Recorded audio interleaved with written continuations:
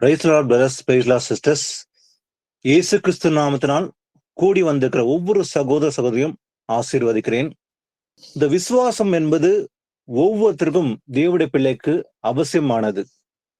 ஏன்னா அந்த விசுவாசம் தான் நமக்கு அஸ்திபாரம். தேவனுடைய ராஜ்யத்தை பிரவேசிப்பதற்கு, நாம் வளர்வதற்கு, கனி கொடுப்பதற்கு விசுவாசம் தான் மிகவும் அவசியமானது. ஆனால் இந்த விசுவாசம் ஆரம்பத்தில் இருந்த அதே விசுவாசம் கடைசி வரைக்கும் இயேசு கிறிஸ்து வருகை மட்டும் இருக்குதா அப்படின்றத கேள்வி. ஏன்னா சில பேர் ஆரம்பத்துல இருந்த அந்த விசுவாசத்தை விட்டு விலகி போனார்கள் என்று நாம் அறிந்திருக்கிறோம். என்ன காரணம் என்பது வசனம் மூலமா ஆராய்ந்து பார்ப்போம். ஏன்னா விசுவாசத்தை விட்டு பின்னிட்டு பார்க்க எவனும் தேவடைய ராஜ்யத்துக்கு தகுதி ஆனவன் அல்லன்னு சொல்லி வசனம் சொல்லுது. அப்போ தேவடைய ராஜ்யத்துக்கு தகுதி விசுவாசம் தான் அடிப்படை. அப்போ இந்த விசுவாசத்தை விட்டு நாம் விலகி போகக்கூடாது என்று வேத வாக்கியம் நம்மை எச்சரிக்கிறது. ஏன்னா ஆரம்பத்துல இன்னைக்கு பாத்தீங்கன்னா ஒரு 5 வருடங்கள் முன்பாக தவறான சபைகள் போய், அதாவது வெறும் பணம் மட்டுமே அடிப்படையா கொண்டிருக்கிற பாரம்பரிய சபைக்கு நாம் எல்லாரும் போய் கொண்டிருந்தோம். ஆனா தேவன் தம்முடைய சுத்த கிருபினால் நம்மை அழைத்து இந்த வசனங்களை ஆராய்ந்து பார்க்கும்படி, அதை அறிந்து கொள்ளும்படி நம் மனதை திறந்தறினார். அப்போ அந்த ஆரம்பத்தில் இருந்த அந்த விசுவாசம் இன்னமும் அது கடைசி வரைக்கும் இருக்குதா அப்படின்ற கேள்வி. ஆனா ஒரு சில பேருக்கு விசுவாசம் இருந்தது, ஆனா உலக காரியங்களில் ஈடுபடுவதனால இல்ல வேறு விதமான சிந்தனைக்கு போகும்போது அந்த விசுவாசத்தை விலகி விழுந்து போகிறார்கள். என்ன காரணம்? எதற்கு அவர்கள் விசுவாசத்தை விலகி போனார்கள்? விசுவாசத்தை விட்டு பின்னிட்டு பார்க்கும்போது என்ன நடக்கும்? அதற்கான உதாரணங்களை நாம் பார்க்கலாம் இந்த வசனத்துல. ஏன்னா ஒரு தடவை இயேசு கிறிஸ்துவ அறிந்து அவர் மேல் விசுவாசம் வைத்து நடந்து வரும்போது பிறகு வழி விலகி பின்வாங்கி போகிறது ரொம்ப ஆபத்தான ஒரு விஷயம். அங்கதான் நம்ம ஜாக்கிரதையா இருக்க வேண்டும். முதல்ல வாசிக்கலாம். எபிரேயர் 10:38-39. விசுவாசத்தினாலே நீதிமான் பிழைப்பான், பின்வாங்கி போவானானால் அவன் மேல் என் ஆத்துமா பிரியமாய் இராது என்கிறார். நாமோ கெட்டு போக பின்வாங்குகிறவர்களாய் இராமல் ஆத்துமா ஈடேற விசுவாசிக்கிறவர்களாய் இருக்கிறோம். ஆமேன், ஆமேன். விசுவாசத்தினாலே நீதிமான் பிழைப்பான். அப்போ ஒரு நீதிமான் என்று எல்லோரையும் சொல்ல முடியுமா? இல்ல. தேவனுடைய நீதியை நடப்பிக்கிறவன் தான் நீதிமான். அப்ப தேவனுடைய நீதியை அறிந்தவன் அதன்படி நடக்கிறவன் தான் நீதிமான். அப்போ அந்த நீதிமான் பிழைப்பது எல்லாமே விசுவாசனாலதான். அப்போ அதே நீதிமான் பின்வாங்கி போவானால் அவன் மேல் என் ஆத்துமா பிரியமாயிராது என்று தேவனுடைய வார்த்தை எச்சரிக்கிறது. அப்போ தேவன் மேல அதிகமான விசுவாசம் உண்டு. ஆனா இந்த விசுவாசம் இயேசு கிறிஸ்து வருகை மட்டும் இருக்கிறதா என்பதுதான் கேள்வி. அப்போ ஒருவேளை ஆரம்பத்துல இருந்த விசுவாசத்தை விட்டு பின்வாங்கி போகும்போது அவன் மேல் பிரியமா இருக்காது, என்ன ஆத்மா பிரியமா இராது என்று கர்த்தர் கூறுகிறார். ஆனா நாமோ கெட்டு போக பின்வாங்குறத போல இல்லாம ஆத்மா ஈடேற விசுவாசிகளா இருக்கிறோம். ஆனா பின்வாங்கி போறவர்கள் அநேகர் உண்டு. ஆனா நாம அப்படி இருக்கக்கூடாதான். ஏன்னா நாம கெட்டு போக பின்வாங்குறதா இல்லாம ஆத்மா ஈடேற விசுவாசத்தினாலே வாழ்கிறோம் என்று பார்க்கிறோம். அப்போ நம்ம விசுவாசத்தை ஒவ்வொரு நாளும் என்ன பண்ணோம்? புதுப்பிக்கப்படணும். அப்போ இன்னைக்கு விசுவாசம் இருக்குது, அதே விசுவாசம் நாளையும் இருக்க வேண்டும். இயேசு கிறிஸ்து வருகை மட்டும் அந்த விசுவாசத்தை நாம் நிலைத்திருக்க வேண்டும். ஏன்னா என்னைக்கு விசுவாசத்துல குறைவு உண்டாகுதோ, நம்ம பலவீனப்படுறோமோ அன்னைக்குதான் விழுந்து போகிறோம். அப்போ அந்த விசுவாசத்தை பலப்படுத்துவது எதனால? தேவனுடைய வார்த்தை நிமித்தமாக தான் இந்த விசுவாசத்துல பலப்பட முடியும். நமக்கு விசுவாசம் உண்டாகுது எதனால? இந்த வசனத்தை ஆராய்ந்து அதை அறிந்து அதன்படி நடக்கும் போது நம்ம விசுவாசத்தை பலப்படுவோம். இல்ல, ஆபிரகாமுக்கு நல்ல ஒரு பேர் உண்டு, விசுவாசம் தகப்பன் என்று. ஆனா அவன் தேவனை விசுவாசித்தான், அது அவனுக்கு நீதியாக எண்ணப்பட்டது. அப்போ நம்முடைய விசுவாசம் எப்படிப்பட்டதா இருக்குது? இன்று மாத்திரமல்ல, அவருடைய வருகை மட்டும் இருக்கிறதா? ஒரு 5 வருடங்கள் முன்பாக இருந்த அதே விசுவாசம் இன்னைக்கு இருக்குதா? அப்போ விசுவாசம் நாம் வளர்ந்து இருக்கிறோமா என்பதுதான் கேள்வி. இதை குறித்து இயேசு கிறிஸ்து அருமையாக ஒரு வார்த்தை கூறுகிறார். வாசிப்போம். லூக்கா 9:61-62. பின்பு வேறொருவன் அவரை நோக்கி, ஆண்டவரே, உம்மை பின்பற்றுவேன், ஆனாலும் முன்பு நான் போய் வீட்டில் இருக்கிறவர்களிடத்தில் அனுபவித்துக் கொண்டு வரும்படி எனக்கு உத்தரவு கொடுக்க வேண்டும் என்றான். அதற்கு இயேசு, கலப்பையின் மேல் தன் கையை வைத்து பின்னிட்டு பார்க்கிற எவனும் தேவனுடைய ராஜ்யத்துக்கு தகுதியுள்ளவன் அல்ல என்றார். ஆமென். ஆமென். இயேசு கிறிஸ்து நடந்து கொண்டு போகும்போது வழியிலே ஒரு மனிதன் வருகிறான். எதிர்கொண்டு வந்து அவன் வார்த்தை கூறுகிறான், நீர் எங்கே போனாலும் உம்மை நான் பின்பற்றி வருவேன் என்று இயேசு இடத்துல சொல்லும் போது, அப்போ இயேசப்பா சொல்றாரு, நரிகளுக்கு குழிகளும் ஆகாயத்து பறவைகளுக்கும் கூடு உண்டு, ஆனா மனுஷகுமாரனுக்கு தலை சாய்க்க இடமில்லை என்று இயேசு கிறிஸ்து கூறும்போது, அப்போ வேறொருவனை ஆண்டவர் சொல்றாரு, என்னை பின்பற்றிவான்னு ஆண்டவர் சொல்றாரு அவனை பார்த்து. அதற்கு அவன் சொல்றான், ஆண்டவரே, முன்பு நான் போய் என்ன பண்றேன், என் தகப்பனை அடக்கம் பண்ண எனக்கு உத்தரவு கொடுக்க வேண்டும். ஏசப்பா சொல்றாரு, என்னை பின்பற்றிவான்னு சொல்றாரு. அவன் உடனே பின்பற்றுவதை விட்டு அவன் சொல்றான், நான் முதல்ல போயிட்டு என்ன பண்றேன், என் தகப்பனையும் அடக்கம் பண்ணிட்டு வரத்துக்கு எனக்கு உத்தரவு கொடுக்க வேண்டும் என்று சொல்லும் போது ஏசப்பா சொல்றாரு, மரித்தோர் தங்கள் மரித்தோரை அடக்கம் பண்ணட்டும், நீ போய் தேவனுடைய ராஜ்யத்தை குறித்து பிரசங்கின்னு ஆண்டவர் சொல்றாரு. அப்போ பின்பு வேறொருவன் அவரை பார்த்து சொல்றான், ஆண்டவரே, உண்மை பின்பற்றி வருவேன், ஆனான்ற ஒரு வார்த்தையை வந்து அவன் உபயோகப்படுத்துகிறான். ஆனாலும் என்று சொல்றான் இல்லையா, அதுதான் கவனிக்க வேண்டிய ஒரு விஷயம். நாம பின்பற்றவன் அப்படின்ட்டு அந்த மனுஷன் சொல்றான், ஆண்டவரே உண்மை பின்பற்றுகன்னு சொல்றான். ஆனாலும் முன்பு நான் போய் வீட்டில் இருக்கிற இடத்தில் அனுப்பி கொண்டு வரும்படி எனக்கு உத்தரவு கொடுக்க வேண்டும். சோ நான் உண்மை பின்பற்றுவேன்னு சொல்றான் அந்த மனுஷன். ஆனாலும் ஒரு கண்டிஷன் அவனே வந்து எதிர்பார்க்கிறான். முதல்ல போய் என்ன பண்ற, வீட்டுல இருக்கிற இடத்தில் அனுப்ப கொண்டு வரும்படி எனக்கு உத்தரவு கொடுக்க வேண்டும் அவன் கேட்கிறான். அப்ப ஏசப்பா சொல்றாரு, கலப்பையின் மேல் தன் கையை வைத்து பின்னிட்டு பார்க்கிற எவனும் தேவனுடைய ராஜ்யத்துக்கு தகுதியானவன் அல்ல. அப்போ ஆண்டவர் சொல்றாரு, கலப்பையின் மேல் தன் கையை வைத்து பின்னிட்டு பார்க்கிற எவனும் தேவனுடைய ராஜ்யத்துக்கு தகுதியானவன் அல்ல. அப்படின்னா என்ன? அப்போ பின்னிட்டு பார்க்கறதுதான் பாவமா இருக்குது இல்லையா, பேக் ஸ்லைடிங். அப்போ தேவன் எச்சரிக்கிற ஒரு மிகப்பெரிய விஷயம் பேக் ஸ்லைடிங். ஒரு தடவை விசுவாசம் வைத்தால் அந்த விசுவாசம் நிலைத்திருக்க வேண்டும். என்ன சூழ்நிலையில் நடந்தாலும், ஒருவேளை நமக்கு குறைவு உண்டோ இல்ல மற்ற காரியங்கள் உண்டோ, எந்த ஒரு சூழ்நிலையிலும் நம்ம பின்னிட்டு போக கூடாதுன்னு தான் ஆண்டவர் சொல்றாரு. அப்போ ஒரு தடவை இயேசு கிறிஸ்து அறிந்திருக்கிறோம், அவரை ருசி பார்த்தோம், அவர் அறிந்திருக்கிறோம், வசனம் நல்லா தெரியுது. அப்போ எல்லாமே அறிஞ்சு பின்னிட்டு போகிறது பாவம் இல்லையா? அப்போ பாவம் தான் அது இல்லையா? கலப்பின் மேல் தன் கையை வைத்து பின்னிட்டு பார்க்கிற எவனும் அவன் தகுதியானவன் அல்ல. அப்போ தேவனுடைய தகுதியானது எது? விசுவாசம் நிலைத்திருக்க வேண்டும். அதான் நம்ம ஆரம்பத்துல வாஸ்தவம் இல்லையா? விசுவாசனால நீதிமான் பிழைப்பான், பின்வாங்கி போனால் அவன் மேல் என் ஆத்மா பிரியமா இராது. அப்ப பின்வாங்கிறது பாவம் என்று அந்த மனுஷன் ஆண்டவர் சொல்றாரு. பழைய ஏற்பாட்டுல ஒரு வசனம் வாசிக்கலாம். என்னாகும் 11:4-6. பின்பு அவர்களுக்குள் இருந்த பல ஜாதியான அந்நிய ஜனங்கள் மிகுந்த இச்சையுள்ளவர்கள் ஆனார்கள். இஸ்ரவேல் புத்திரரும் திரும்ப அழுது, நமக்கு இறைச்சியை புசிக்க கொடுப்பவர் யார்? நாம் எகிப்திலே கிரயமில்லாமல் சாப்பிட்ட மச்சங்களையும் வெள்ளரி காய்களையும் கொம்மட்டி காய்களையும் கீரைகளையும் வெங்காயங்களையும் வெள்ளை பூண்டுகளையும் நினைக்கிறோம். இப்பொழுது நம்முடைய உள்ளம் வாடி போகிறது. இந்த மன்னாவை தவிர நம்முடைய கண்களுக்கு முன்பாக வேறொன்றும் இல்லையே என்று சொன்னார்கள். ஆமென். ஆமென். இந்த பாவத்தை இந்த இஸ்ரேல் மக்கள் செய்தார்கள். என்ன பாவம் என்றால் முறுமுறுப்பு. பின்வாங்கி போகும்படி தன் இருதயங்களை சாய்த்தார்கள். அவங்க பாருங்க, ஆண்டவர் அவங்க எல்லாம் வந்து அடிமைத்தனத்துல இருந்தாங்க. 450 வருஷம் எகிப்துல அடிமைத்தனத்துல வேதனையை அனுபவிச்சார்கள். ஆனா தேவன் இரக்கம் பாராட்டினார். அவளை விடுதலை ஆக்கி கொண்டு வரும்போது சும்மா கொண்டு வந்தார் ஆண்டவரை இல்ல, அவங்களை இரவும் பகலுமாக ஒரு பிள்ளை சுமப்பது போலதான் அந்த மக்களை சுமந்து கொண்டு வந்தார். மேகஸ்தம்பமாகவும் அதே போல அக்னி ஸ்தம்பமாகவும் ஆண்டவர் சுமந்து கொண்டு வந்தார். 40 வருஷங்கள் மன்னாவினால் போஷித்தார் அவர்கள். அப்படி இருந்த ஆண்டவரை அவங்கள என்ன பண்ணாங்க, மறுதளிச்சார்கள். எப்படி? முறுமுறுப்பினால். ஆனா அவங்க செய்த பெரிய தவறு பாத்தீங்கன்னாக்கா, அந்த பல ஜாதியான அந்நிய ஜனங்கள் இருந்தாங்க. அவங்க எப்படிப்பட்டவர்களா இருந்தாங்க பாத்தீங்கன்னா, இச்சை உள்ளவர்களா இருந்தாங்க. அவங்க வந்து இஸ்ரேல் புத்திரர் என்ன பண்ணாங்க, இந்த இஸ்ரேல் மக்கள் வந்து ஒரு பாவம் செஞ்சாங்க. என்னன்னு பாத்தீங்கன்னா, அவங்க அழுதார்கள் சொல்லி இருக்குது. அழுது என்ன சொல்றாங்க, நமக்கு இறைச்சியை புசிக்க கொடுப்பவர் யார்? இதுதான் அவங்க செஞ்ச பெரிய பாவம். ஆனா ஆண்டவர் இரவும் பகலும் அவங்கள மன்னவனால் போஷித்தார் இலவசமாக. அப்படி இருந்தும் அவங்க உள்ளத்துல இருந்து இச்சை வந்தது.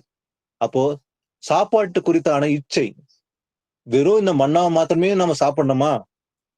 எங்களுக்கு இறைச்சி கொடுத்து எங்களுக்கு புசிக்க செய்வது யார் அப்படின்ற அவங்களுக்குள்ள முறுமுறுப்பு, அது போல அழுதாருன்னு சொல்லி இருக்குது பாருங்க. இஸ்ரேல் புத்திரர் திரும்ப அழுது நமக்கு இறைச்சியை புசிக்க கொடுப்பவர் யார் அப்படி சொல்லிட்டு இன்னொரு வார்த்தையை தவறா பேசுறாங்க பாருங்க. நாம் எகிப்திலே கிரியம் இல்லாமல் சாப்பிட்ட மச்சங்களை, வெள்ளரிக்காய் கொம்மட்டிகளையும், கீரை, வெங்காயங்களையும், வெள்ளை பூண்டுகளையும் நினைக்கிறோம் சொல்றாங்க இல்லையா? இதுதான் அவங்க செஞ்ச பெரிய பாவம். அப்போ தேவன் கொடுத்த அந்த ஆசீர்வாதத்தை மறந்து விட்டு நினைக்கிறோம் என்று எகிப்துல அடிமட்டத்தில் இருந்தாங்க, அதை மறந்துட்டாங்க. அவங்க அங்க அவதிப்பட்டு அடிமட்டத்துல கடுமையாக வேதனையை அனுபவிச்சிருந்தாங்க. அப்படி இருந்தவங்க வெளியே விடுதலாக்கப்பட்டு வராங்க. ஆனா அதை அறியாம அன்னைக்கு சாப்பிட்டோம் இல்லையா, அங்க அழகான வெள்ளரிக்காய் இருந்தது, கொம்மட்டிக்காய் இருந்தது, கீரை இருந்தது, ஆனா அதெல்லாம் ரொம்ப அருமையா இருந்தது இல்லையா என்று நினைக்கிறோம் என்று என்னைக்கு தங்கள் உதடினால் முறுமுறுத்தார்கள், அன்னைக்கே விழுந்து போனார்கள். இதுக்கு பேர் தான் பேக் ஸ்லைடிங். அப்போ தேவனுடைய அந்த பலத்த செய்கைகளை கண்களினால் கண்டும் கூட அவர்கள் உள்ளத்துல விசுவாசம் இல்லாம போயிற்று. அவர்கள் எல்லோரும் கண்களினால் அற்புதங்களை கண்டார்கள், ஆனாலும் அவர் உள்ளத்திலே முறுமுறுப்பு. அன்னைக்கு நல்லாவே சாப்பிட்டோம் இல்லையா, அது பெட்டரா இருந்தது. இது என்னைக்கு கர்த்தர் கொடுக்குற ஆசீர்வாதத்தை மறந்து விட்டு அன்னைக்கு இருந்த வாழ்க்கையை பெட்டர் நினைக்கிறாங்களோ அன்னைக்குதான் விழுந்து விட்டார்கள் அவர்கள். அதுதான் இஸ்ரேல் மக்கள் செய்த பாவம். சொல்லிட்டு சொல்றாங்க, இப்போது நம்முடைய உள்ளம் வாடி போயிற்று, இந்த மன்னாவை தவிர நம்முடைய கண்களுக்கு முன்பாக வேறு ஒன்றும் இல்லை என்று சொன்னார்கள். அப்போ இஸ்ரேல் மக்கள் செய்த பெரிய பாவம். தேவன், நீங்க நல்லா கவனிங்க, இயேசு கிறிஸ்து நம்முடைய வாழ்க்கையில் கூட அவர் ஒவ்வொரு நாளும் நம்மளை போஷித்து நடக்கிற தேவனா இருக்கிறார், நடத்துகிற தேவன் இல்லையா? அப்ப நமக்கு என்ன தேவை என்று அவர் அறிந்திருக்கிறபடியால் அந்த நேரத்தை சரியா அவர் நமக்கு ஆகாரத்தை கொடுத்து நம்மளை போஷிக்கிறார். அவர் ஒருவர் தான் இல்லைங்களா? ஒரு குறைவும் இல்லாமல் நம்ம போஷிக்கிற தேவன் அவர் தான். அப்படி இருந்தும் கூட நாம முறுமுறுத்தால் வாயினால, நான் வெறும் வெஜ் மாத்திரமே சாப்பிடணுமா, நான்வெஜ்ஜே கிடையாதா அப்படின்ற முறுமுறுப்பு வரும்போது அதுதான் பாவமா இருக்க போகுது. அப்போ என்ன கர்த்தர் கொடுத்தாலும் கர்த்தருக்கு நன்றி சொல்ல நம்ம இருத்தை அவருக்கு நன்றி உள்ளவர்களாக நம்ம என்ன பண்றோம், எப்பவுமே நன்றி செலுத்த வேண்டும். ஆனா இந்த மக்களும் அதை மறந்து விட்டார்கள். நினைக்கிறோம் என்று அன்னைக்கு இருந்த அந்த அடிமட்டத்தை மத்தமே பார்த்தாங்க தவிர தேவன் செய்த அற்புதங்களை மறந்து விட்டார்கள். அப்போ அன்னைக்கு அங்க இருந்தாலே பெட்டரா இருக்கு என்னைக்கு நினைத்தார்களோ விழுந்து விட்டார்கள். பிரசங்கில ஒரு வார்த்தையை வாசிக்கலாம். பிரசங்கி 7:10. இந்நாட்களை பார்க்கிலும் முன்னாட்கள் நலமாயிருந்தது என்று சொல்லாதே, நீ இதை குறித்து கேட்பது ஞானம் அல்ல. ஆமென். எது ஞானம் அல்ல? இந்நாட்களை பார்க்கிலும் முன்னாட்கள் நலமாய் இருந்தது.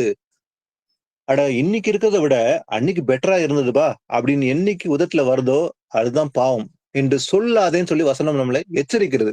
ஏன்னா நீ இதை குறித்து கேட்பது ஞானம் அல்ல. இது ஞானமற்ற வார்த்தை. எது ஞானமற்றது? அதாவது இந்த நாட்களை விட அந்த நாட்கள் இருந்தியா, ஒரு 50 வருஷம் முன்பே பெட்டரா இருந்ததுன்னு சொல்றதுதான் பாவம் இல்லையா? அதனால நினைச்சு பாருங்க, ஒரு 50, அதாவது நம்மளுடைய வாழ்க்கையில எடுத்துக்கலாம், ஒரு 10 வருஷம் முன்பாக நம்ம எப்படி இருந்தோம்? இந்த வசனத்தை அறியாத ஏதோ காலப்போக்கத்துல போற ஒரு சண்டே கிறிஸ்டியன் போலதான் வாழ்க்கை நம்ம இருந்தது இல்லையா? ஏதோ போனோம் வந்தோம், ஒரு 2 வார்த்தை கேட்டோம் வந்துடுவோம், அதை மறந்து விடுவோம், வசனத்தை எடுத்து வாசிக்க மாட்டோம், அதை பத்தி அறிஞ்சிக்கவும் முயற்சி பண்ண மாட்டோம் இல்லையா? அப்படி இருந்த நம்மை ஆண்டவர் நம்ம கண்களை திறந்தார். இன்னைக்கு இந்த சத்தியத்தை அறிந்து கொள்ளும்படி கடந்த 5 வருஷம் 10 வருஷம் கிட்டத்தட்ட நம்ம 2019 முதல் இந்த வீடியோல கூடி வர சபையில நம்ம எல்லாரும் கலந்து கூடி வந்திருக்கிறோம் இல்லையா? அப்ப தேவன் ஏற்படுத்திய சபை தான் இந்த சபை. இன்னைக்கு அதிகமான வசனம் அறிந்து கொள்ளும்படி அந்த ஞானத்தையும் அறிவை நம்மளுக்கு கொடுத்தார். இது தேவனுடைய சுத்த கிருவை. ஆனா இதுக்கு முன்பாக எப்படி இருந்தோம்? அறியாமை போல் இருந்தோம். அப்போ நாம அன்னைக்கு இருந்தது பெட்டரா, இன்னைக்கு இருக்கிறதா பெட்டரா? வசனப்படி பார்த்தீங்கன்னாக்கா அப்படி சொல்லக்கூடாது. இந்நாட்களை பார்க்கிலும் முன்னாட்கள் நலமா இருந்தது. ஒருவேளை இயேசு கிறிஸ்து 2005லயோ இல்ல 10லயோ வந்திருந்தா அப்படி வருகை இருந்திருக்குமானால் நாம் பிழைத்திருக்க முடியுமா? கண்டிப்பா இருந்திருக்க முடியாது. நாம் நம்முடைய ரட்சிப்பை இழந்திருப்போம் இல்லையா? ஏன்னா அன்றைக்கு நம்முடைய வாழ்க்கை எப்படி இருந்தது நம்மளே நிதானிக்க வேண்டும். ஆனா இன்னைக்கு அவர் தாமதிக்கிறதுனாலதான் இந்த ரட்சிப்புக்கு நமக்கு பெரிய கிஃப்டா இருக்குது. அப்ப இயேசு கிறிஸ்து இன்னும் வரல, வருகைக்கு அந்த சமயம் வந்திருக்குது. அதுக்கு முன்பாக சபையை ஆயத்தப்படுத்தும்படி அந்த கிருபை கொடுத்து இன்னைக்கு இந்த ரகசியங்களை அறிந்து கொள்ளும்படி அந்த வசனங்களை கை கொண்டு நடக்கும்படி தேவன் நமக்கு கற்பித்த அந்த கற்பனைகளின்படி நாம் நடக்க வேண்டும் என்பதுதான் அவர் சித்தமா இருக்குது. அப்போ தேவனுடைய கிருபையில தான் நம்ம எல்லாருமே இன்னைக்கு வாழ்றோம். அப்போ இந்த நாட்கள் பெட்டர்ன்னு சொல்லும். ஏன்னா இயேசு கிறிஸ்து நமக்கு அந்த கிருபை கொடுத்திருக்கிறார் இல்லையா? அப்ப பின்னிட்டு பார்க்க கூடாது என்னைக்குமே சொல்லி பார்க்கிறோம். வாசிக்கலாம். செப்பனியா 1ஆம் அதிகாரத்துல 6-7 வசனத்தை வாசிக்கலாம். கர்த்தரை விட்டு பின்வாங்குகிறவர்களையும் கர்த்தரை தேடாமலும் அவரை குறித்து விசாரியாமலும் இருக்கிறவர்களையும் இவ்விடத்தில் இராதபடிக்கு சங்காரம் பண்ணுவேன். கர்த்தராகிய ஆண்டவருக்கு முன்பாக மௌனமாயிருங்கள். கர்த்தருடைய நாள் சமீபித்திருக்கிறது. கர்த்தர் ஒரு யாகத்தை ஆயத்தம் பண்ணி அதற்கு விருந்தாளிகளையும் அழைத்திருக்கிறார். ஆமீன். கர்த்தருடைய நாள், த டே ஆஃப் த லார்ட் என்று நாம் ஆராய்ந்து இருக்கிறோம் இல்லையா? அந்த நாட்கள் தான் நம்ம எல்லாரும் கர்த்தருடைய நாள் வந்து விட்டது. நாள் என்று சமயமா இருக்குதுன்னு அன்னைக்கு சொன்னாரு. ஆனா அந்த நாட்கள் முடிவுல தான் நம்ம எல்லாருமே அந்த காலகட்டத்துல இருக்கிறோம். ஆனா அந்த மக்களை எச்சரிக்கும் போது சரி, ஆண்டவர் சொல்றாரு, கர்த்தரை விட்டு பின்வாங்குறவர்களையும் ஆண்டவர் சொல்றாரு, யாரெல்லாம் கர்த்தரை விட்டு பின் வாங்குறாங்களோ, அதே போல கர்த்தரை தேடாமல் இருக்கிறவங்க 2 விஷயத்த பாருங்க. ஒண்ணு பின்வாங்குறது, அவரை தேடாம இருக்குது. அவரை குறித்து விசாரியாமல் இருக்கிறவர்களை இவ்விடத்தில் இராதபடிக்கு என்ன பண்ணுவேன், சங்காரம் பண்ணுவேன்னு ஆண்டவர் எச்சரிக்கிறார். இது இன்னைக்கு இல்ல, அன்னைக்கு எச்சரித்தார் அந்த மக்களை. அப்ப அந்த மக்கள் கூட ஒரு பாவம் செய்தார்கள். தேவனை அறிந்திருந்தும் கூட அவர் தேவனை விட்டு விலகி அவரை மறந்து அந்நிய தேவர்களை நமஸ்கரிக்கும்படி தங்கள் இருதயங்களை சாய்த்தார்கள். அதனாலதான் வளர்ந்து அவர்கள் விழுந்து போனார்கள் சொல்லி பாக்குறோம். அதனால ஆண்டவர் வச்சிருக்கார், கர்த்தரை விட்டு பின் வாங்குறதும் சரி, அதே போல தேடாமல் இருக்கிறதும் கூட, அதே போல விசாரியாமலும் இருக்கிறதும் இருக்கும்போது அவங்க என்ன பண்ணுவேன், சங்காரம் பண்ணுவேன் ஆண்டவர் எச்சரிக்கிறார். அப்ப கர்த்தராக ஆண்டவருக்கு முன்பாக மௌனமா இருங்கள். கர்த்தருடைய நாள் எப்படி இருக்குதா, சமீபமா இருக்குது. இட் இஸ் நியர் சொல்லி இருக்குது. ஆனா சொன்ன வார்த்தை இது கிட்டத்தட்ட 2000 வருஷமா எழுதப்பட்டது இல்லையா? சமீபம் என்று சொல்லப்பட்டதான் இன்னைக்கு அருகில் இருக்கிறோம். ஏன்னா அதற்கான நேரம் வந்து விட்டது. இன்னும் 1 வருஷம் 2 வருஷம் இயேசு கிறிஸ்து வருகைக்கு ரொம்ப ரொம்ப அருகில் இருக்கிறோம். அப்போ கர்த்தர் ஒரு யாகத்தை ஆயத்தம் பண்ணி அதற்கு விருந்தாளிகளையும் அழைத்திருக்கிறார். ஏன்னா இயேசு கிறிஸ்து வரும்போது வருகைக்கு முன்பாக ஒரு பெரிய சங்காரம் நடக்கும் போது, அதுதான் 3ஆம் உலக போர் என்று இயேசு கிறிஸ்து இந்த ரகசியத்தை நமக்கு அறிவித்திருக்கிறார்.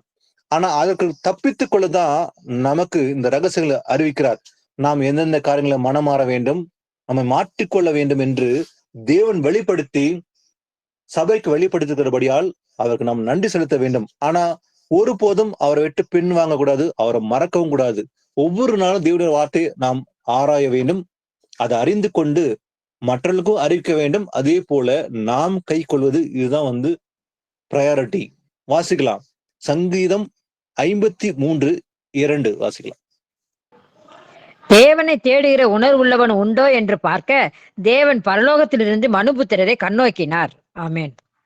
ஆமேன். தேவனுடைய எதிர்பார்ப்பு ஒன்று என்னவென்றால், தேவனை தேடுகிற உணர்வுள்ளவன் உண்டோ என்று பார்க்க தேவன் என்ன பண்றாராம், பரலோகத்திலிருந்து மனுபுத்திரரை கண்ணோக்குகிறாராம். அப்போ தேவன் அவருடைய எதிர்பார்ப்பு நம்மிடத்துல உண்டு. நமக்கிட்ட ஆண்டவர் எதிர்பார்ப்பார்.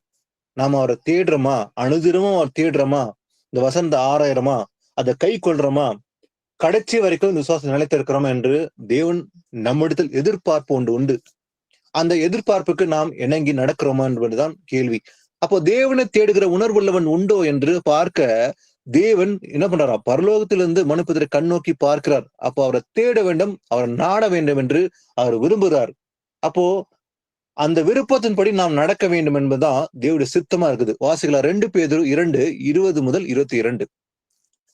கர்த்தரும் இரட்சகருமாய் இருக்கிற இயேசு கிறிஸ்துவை அறிகிற அறிவினாலே உலகத்தின் அசுத்தங்களுக்கு தப்பினவர்கள் மறுபடியும் அவைகளில் சிக்கிக்கொண்டு ஜெயிக்கப்பட்டால் அவர்களுடைய பின்னிலைமை முன்னிலைமையிலும் கேடுள்ளதாய் இருக்கும். அவர்கள் நீதியின் மார்க்கத்தை அறிந்த பின்பு தங்களுக்கு ஒப்புவிக்கப்பட்ட பரிசுத்த கற்பனையை இட்டு விலகுவதை பார்க்கிலும் அதை அறியாதிருந்தார்களானால் அவர்களுக்கு நலமாய் இருக்கும். நாய் தான் கக்கினதை தின்னவும் கழுவப்பட்ட பன்றி சேற்றிலே புரளவும் திரும்பினது என்று சொல்லப்பட்ட மெய்யான பழமொழியின்படியே அவர்களுக்கு சம்பவித்தது. ஆமேன். ஆமேன். தேவனுடைய வார்த்தை எச்சரிக்கிறது என்னவென்றால், இந்த பின்னிட்டு பார்ப்பதை தான் இன்னைக்கு பாக்குறோம்.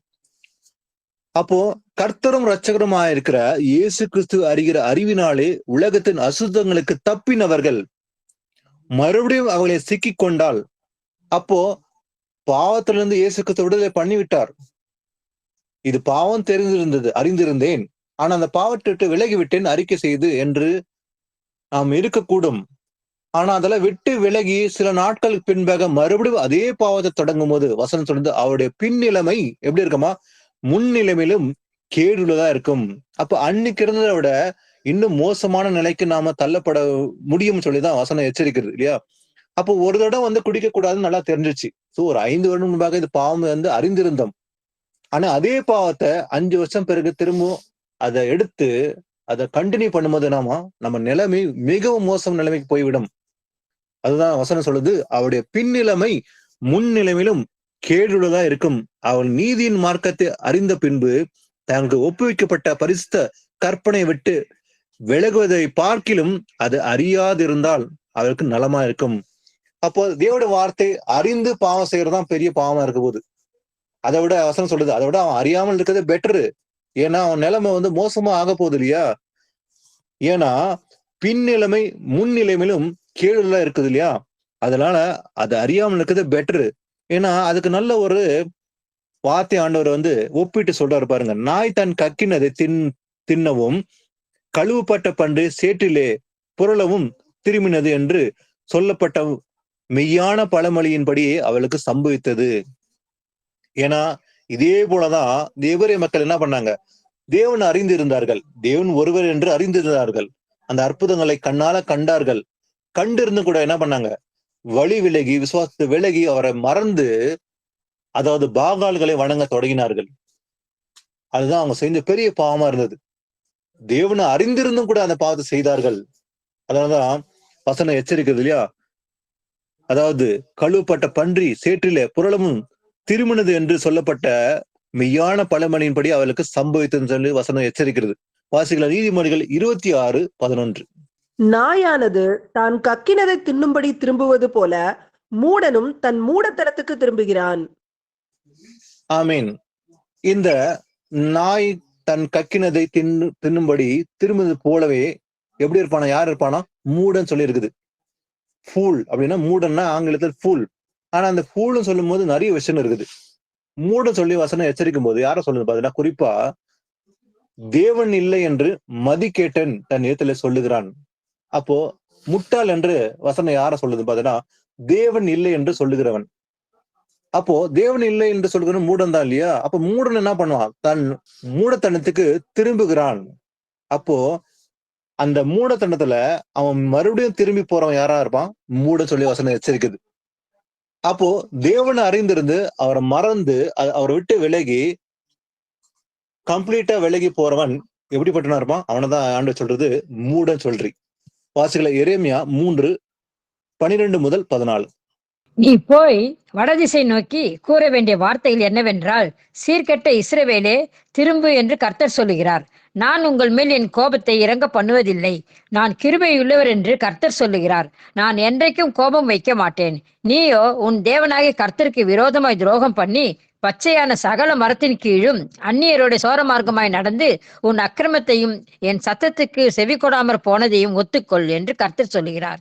சீர்கெட்ட பிள்ளைகளே திரும்புங்கள் என்று கர்த்தர் சொல்லுகிறார். நான் உங்கள் நாயகர். நான் உங்களை ஊரில் ஒருவனும் வம்சத்தில் 2 பேருமாக தெரிந்து உங்களை சீயோனுக்கு அழைத்து கொண்டு வந்து. ஆமேன். ஆமீன். எரேமியாக்கு ஆண்டவர் சொல்றாரு, நீ போய் இந்த இஸ்ரவேல் மக்களை எச்சரி. எப்படின்னு, நீ போய் வடதிசை நோக்கி கூற வேண்டிய வார்த்தைகள் என்னவென்றால், என்ன சொல்ல வேண்டுமா, திரும்பு என்று கர்த்தர் சொல்லுகிறார். மனம் திரும்புன்னு சொல்லி ஆண்டவர் சொல்றாராம். ஏன்னா அவங்க எல்லாம் விழுந்து போனார்கள், பின்வாங்கி போனவரை பத்தி ஆண்டவர் சொல்றாரு. அவளை பார்த்து சொல்லு, திரும்பு என்று கர்த்தர் சொல்லுகிறார். ஏன்னா நான் உங்கள் மேல் கோபத்தை இறங்க பண்ணுவதில்லை, நான் கிருபை உள்ளவர் என்று கர்த்தர் சொல்லுகிறார். ஆனா நான் என்றைக்கும் கோபம் வைக்க மாட்டேன். நீயோ உன் தேவனே கர்த்தருக்கு விரோதமாக துரோகம் பண்ணி என்ன பண்ண, பச்சையான சகல மரத்தின் கீழ் அந்நியரோட சோரமார்க்கமாய் நடந்து உன் அக்கிரமத்தையும் என் சத்தத்துக்கு செவி கொடாம போனதையும் ஒத்துக்கள் என்று கர்த்தர் சொல்லுகிறார். அப்போ இவங்க என்ன செஞ்சாங்களா, பச்சை மரத்துக்குள்ள அவங்க பாவம் செஞ்சாங்களா. அதுதான் சிலை வழிபாடு. அதே போல என் சத்தத்துக்கு செவி கொடுக்காம போனதையும் ஒத்துக்கொள்ள வேண்டும். அதான் சொல்லிட்டு என்ன சொல்றாரு, சீர்கெட்ட பிள்ளைகளே சொல்லி அவங்கள பார்த்து சொல்றாரு. ஏன்னா வழி விலகி போனவர்கள், பின்வாங்கி போன பற்றி ஆண்டு சொல்றாரு, சீர்கெட்ட பிள்ளைகளே என்று கர்த்தர் சொல்லுகிறார். நான் உங்கள் நாயகர், நான் உங்களை ஊரில் ஒருவனும் வம்சத்தில் 2 பேருமாக தெரிந்து உங்களை சீயோனுக்கு அழைத்து கொண்டு வந்து என்று கர்த்தர் கூறுகிறாராம். அப்போ இந்த மக்கள் என்ன செஞ்சாங்க? பாவம், பச்சையான மரத்தின்களை அவங்க பாவம் செய்தார்கள், சிலை வழிபாடு செஞ்சாங்க இல்லையா? அதனால திரும்பு என்று கர்த்தர் சொல்லுகிறார். மனம் திரும்ப வேண்டும் அவர்களை எச்சரிக்கும்படிதான் இறைமைக்கு சொன்னார் அந்த மக்கள். ஏன்னா அவங்க வழி விலகி போனவர்கள். அதான் சொல்றாரு, அந்த சீர்கெட்ட பிள்ளைகள் எச்சரித்தார். வாசிக்கலாம். ஆனா இதுக்கு இறைமை கூட ஒரு ஜெபம் பண்ணா. வாசிக்கலாம். இறைமையா 14:7. கர்த்தாவே, எங்கள் அக்கிரமங்கள் எங்களுக்கு விரோதமாய் சாட்சியிட்டாலும் உம்முடைய நாமத்து நிமித்தம் கிருபை செய்யும். எங்கள் சீர்கேடுகள் மிகுதியாய் இருக்கிறது, உமக்கு விரோதமாய் பாவம் செய்தோம். ஆமேன். ஆமேன். ஆண்டு எச்சரிக்கிறார், சீர்கெட்ட பிள்ளைகளை மனம் திரும்புங்கள், என்னிடத்து திரும்ப நான் சொல்லும் போது இறைமை உள்ளத்துல குத்தப்பட்டவனாக அவன் என்ன பண்றான்? ஜெபம் பண்ணுகிறான். எப்படிப்பட்ட ஜெபம்? இன்டர்செஷன் பிரேயர், பரிந்து பேசுக ஜெபம் பண்றான். அவன் சொல்றான், கர்த்தாவே, எங்கள் அக்கிரமங்கள் எங்களுக்கு விரோதமாக சாட்சியிட்டாலும் உம்முடைய நாமத்தை நிமித்தம் கிருபை செய்யும் ஆண்டவரே. எங்கள் சீர்கேடுகள் மிகுதியா இருக்கிறது, நாங்க செய்த பாவங்கள் மிகுதியா இருக்குது ஆண்டவரே, உமக்கு விரோதமாக நாங்க பாவம் செய்தோம் என்று. அதே போலதான் தானியேல் ஜெபம் பண்றோம். நீங்க தானியேல்ல வாசிக்கும் போது கூட தானியேல் பரிந்து பேசுக ஜெபம் பண்றான். உபவாசம் பண்ணி அந்த மக்களுடைய பாவங்களுக்காக என்ன பண்றான்? நாங்கள் பாவம் செய்துன்னு சொல்லி அறிக்கை பண்றான். ஒருவேளை ஒரு தேசமாவது இல்ல சபையில யாராவது பாவம் செய்யும் போது ஒரு பரிந்து பேசுகிற ஜெபம் என்பது மிக மிக அவசியம். அதனாலதான் திரேமை கூட அப்படிதான் செய்யறான். உமக்கு விரோதமாக பாவம் செய்த ஆண்டவரே, எங்களை மன்னியும் கர்த்தாவே, உன்னுடைய இரக்கத்தை நிமித்தம் அவங்க நினைத்தருன்னு சொல்லி இறைமை ஜெபம் பண்றான். அப்போ ஒருவன் வழி விலகி போறானா, பாவம் செய்ய துரோகம் பண்ணி போகும்போது அவனை வசனத்தை நிமித்தம் அவன் கண்டிக்க வேண்டும். அதே சமயத்துல அவனுக்கு ஜெபிக்கவும் வேண்டும். ரெண்டுமே செய்ய வேண்டும். அவனை எச்சரிக்கவும் வேண்டும். அதே போல அவனுக்காக பரிந்து பேசுவது அவசியமா இருக்குது என்று பார்க்கிறோம். வாசிக்கலாம். நீதிமொழிகள் 14:14. பின்வாங்கும் இருதயம் உள்ளவன் தன் வழிகளிலேயும் நல்ல மனுஷனோ தன்னிலே தானும் திருப்தி அடைவான். அவன் பாருங்க, பின்வாங்கும் இருதயம் உள்ளவன். ஏன்னா பின்வாங்கறதுக்கு காரணமே விசுவாசம் பலம் இல்லாதனால. வசனம் தெரியலனாக்கா பின்வாங்கிடுவாங்க. ஏன்னா அவனுக்கு உறுதி இல்லை அதுல. அப்போ வசனம் நல்லா ஆராய்ஞ்சு அறிஞ்சு நடக்கும் போது விசுவாச திடமா இருப்பான். அப்படி இல்லைன்னா என்ன பண்ணா, பின்வாங்குற அந்த மனசு உள்ளத்துல வந்துவிடும். அப்ப பின்வாங்க இருதயம் உள்ளவன் தன் வழிகளையும் நல்ல மனுஷனோ தன்னிலே தானும் திருப்தி அடைவான்னு சொல்லி வசனம் சொல்லுது. வாசிகள ஏசாயா 53:6. நாம் எல்லாரும் ஆடுகளைப் போல வழி தப்பி திரிந்து அவனவன் தன் தன் வழியிலே போனோம். கர்த்தரோ நம்ம எல்லாருடைய அக்கிரமத்தையும் அவர் மேல் விழ பண்ணினார். ஆமென். நாம் எல்லோரும் ஆடுகளைப் போல என்ன பண்ணோம்? வழி தப்பி திரிந்து அவனவன் தன் தன் வழியிலே போனோம்.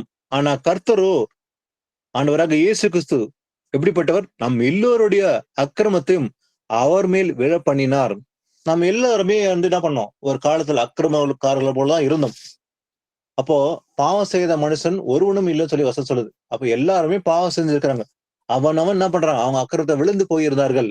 ஆனா ஆண்டவராக இயேசு கிறிஸ்து பரலோகத்திலிருந்து இறங்கி அவர் மாம்சத்தில் வெளிப்பட்டது நிமித்தம் என்னாச்சு? நம் எல்லோருடைய அக்கிரமத்தையும் அவர் மேல் விழ பண்ணினார். அப்ப இயேசு கிறிஸ்து அந்த பாவத்துல அவர் சுமந்து கொண்டார் நம்முடைய பாவங்களை. நம்ம எல்லாம் வழி விலகி போனோம். எதனால? பாவத்தின் நிமித்தமாகத்தான் பின்வாங்கி போயிருந்தோம். ஆனா இயேசு கிறிஸ்து அவர் தன் ஜீவனை கொடுத்து மறுபடியும் அவர் பக்கம் திரும்புறதுக்கு அவர் தம்முடைய கிருபை தந்திருக்கிறன்னு சொல்லி அறிந்திருக்கிறோம். வாசிக்கலாம். 1 பேதுரு 2:25. சிதறுண்ட ஆடுகளை போல் இருந்தீர்கள், இப்பொழுதோ உங்கள் ஆத்துமாக்களுக்கு மேய்ப்பரும் கண்காணியுமானவரிடத்தில் திருப்பப்பட்டிருக்கிறீர்கள். ஆமேன். ஆமேன். நாம் எப்படி இருந்தோம்? ஒரு காலத்துக்குள்ள நாமும் கூட சிதறுண்ட ஆடுகளை போல் இருந்தோம். ஏன்னா ஆடுகள் மேய்ப்பண்ண அறியாத ஒரு ஆடுகளை போலதான், வழி தெரியாத ஒரு ஆடை போலதான் இருந்தோம். நம்ம எல்லாருமே சிதறுண்டு இருந்தோம் என்று வசனம் சொல்லுது. அப்படிதான் ஒரு காலத்துல நம்ம வசனம் அறியாம, எந்த வழியில் நடக்கும் என்று அறியாம நம்ம சிதறண்டி கிடந்தோம். ஆனா இப்பொழுதோ உங்கள் ஆத்துமாக்களுக்கு மெய்ப்பர். சோ நம்முடைய ஆத்துமாக்கு மெய்ப்பன் ஒருவர் தான். யாரு? ஆண்டவராக இயேசு கிறிஸ்து ஒருவர் தான் நம்முடைய நல்ல மேய்ப்பன், நம்முடைய ஆத்துமாக்கு மேய்ப்பனும் அவர்தான். ஆனா இப்போது எப்படி இருக்கிறோம்? உங்கள் ஆத்துமாக்களுக்கு மேய்ப்பரும் கண்காணிமா இருக்கிற இடத்தில் திருப்பப்பட்டு இருக்கிறீர்கள். அப்ப நாம ஒரு காலத்துல அறியாம வழி விலகி போயிருந்தோம். ஆனா இன்னைக்கு இந்த சத்தியத்தை அறிந்து கொண்டு திருப்பப்பட்டிருக்கிறோம் இல்லையா? அப்ப நம்முடைய ஆத்மாவுக்கு கண்காணி இயேசு கிறிஸ்து ஒருவர் தான்.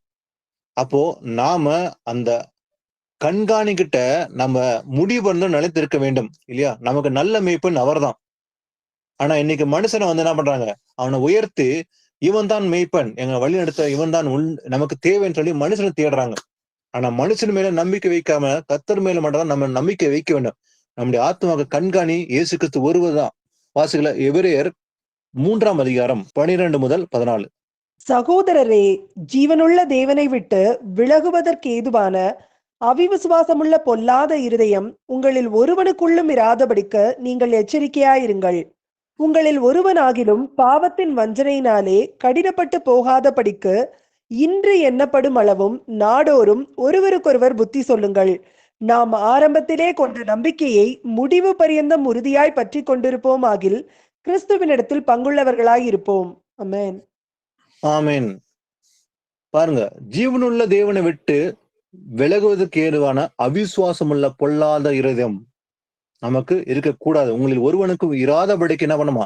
பி கேர்ஃபுல், எச்சரிக்கை இருக்க வேண்டும். ஏன்னா இந்த பொல்லாத இருதனாலதான் அநேகர் வழி விலகி போகிறார்கள். ஆனா இந்த விசுவாசத்துல திடம் இல்லாதனால்தான் விழுது போகிறார்கள். ஆரம்பத்துல என்ன பண்ணாங்க? இன்னைக்கு சில பேர் எப்படி இருப்பாங்க? ஆனா கட்டட சபையை விட்டுட்டு வந்துட்டப்பா, ஆனா பாரம்பரிய சபத்தை விட்டு வந்துட்டேன், ஆனா உண்மை சபை தெரிந்து கொண்டேன்னு சொல்றாங்க. ஆனா ஆரம்பத்துல விசுவாசமா வராங்க. ஆனா போக போக அவங்க என்ன பண்றாங்க? காம்ப்ரமைஸ் பண்ணிடுறாங்க. உலகத்தோட ஒத்து போகிற ஒரு வாழ்க்கை வாழ ஆரம்பிச்சிடுறாங்க.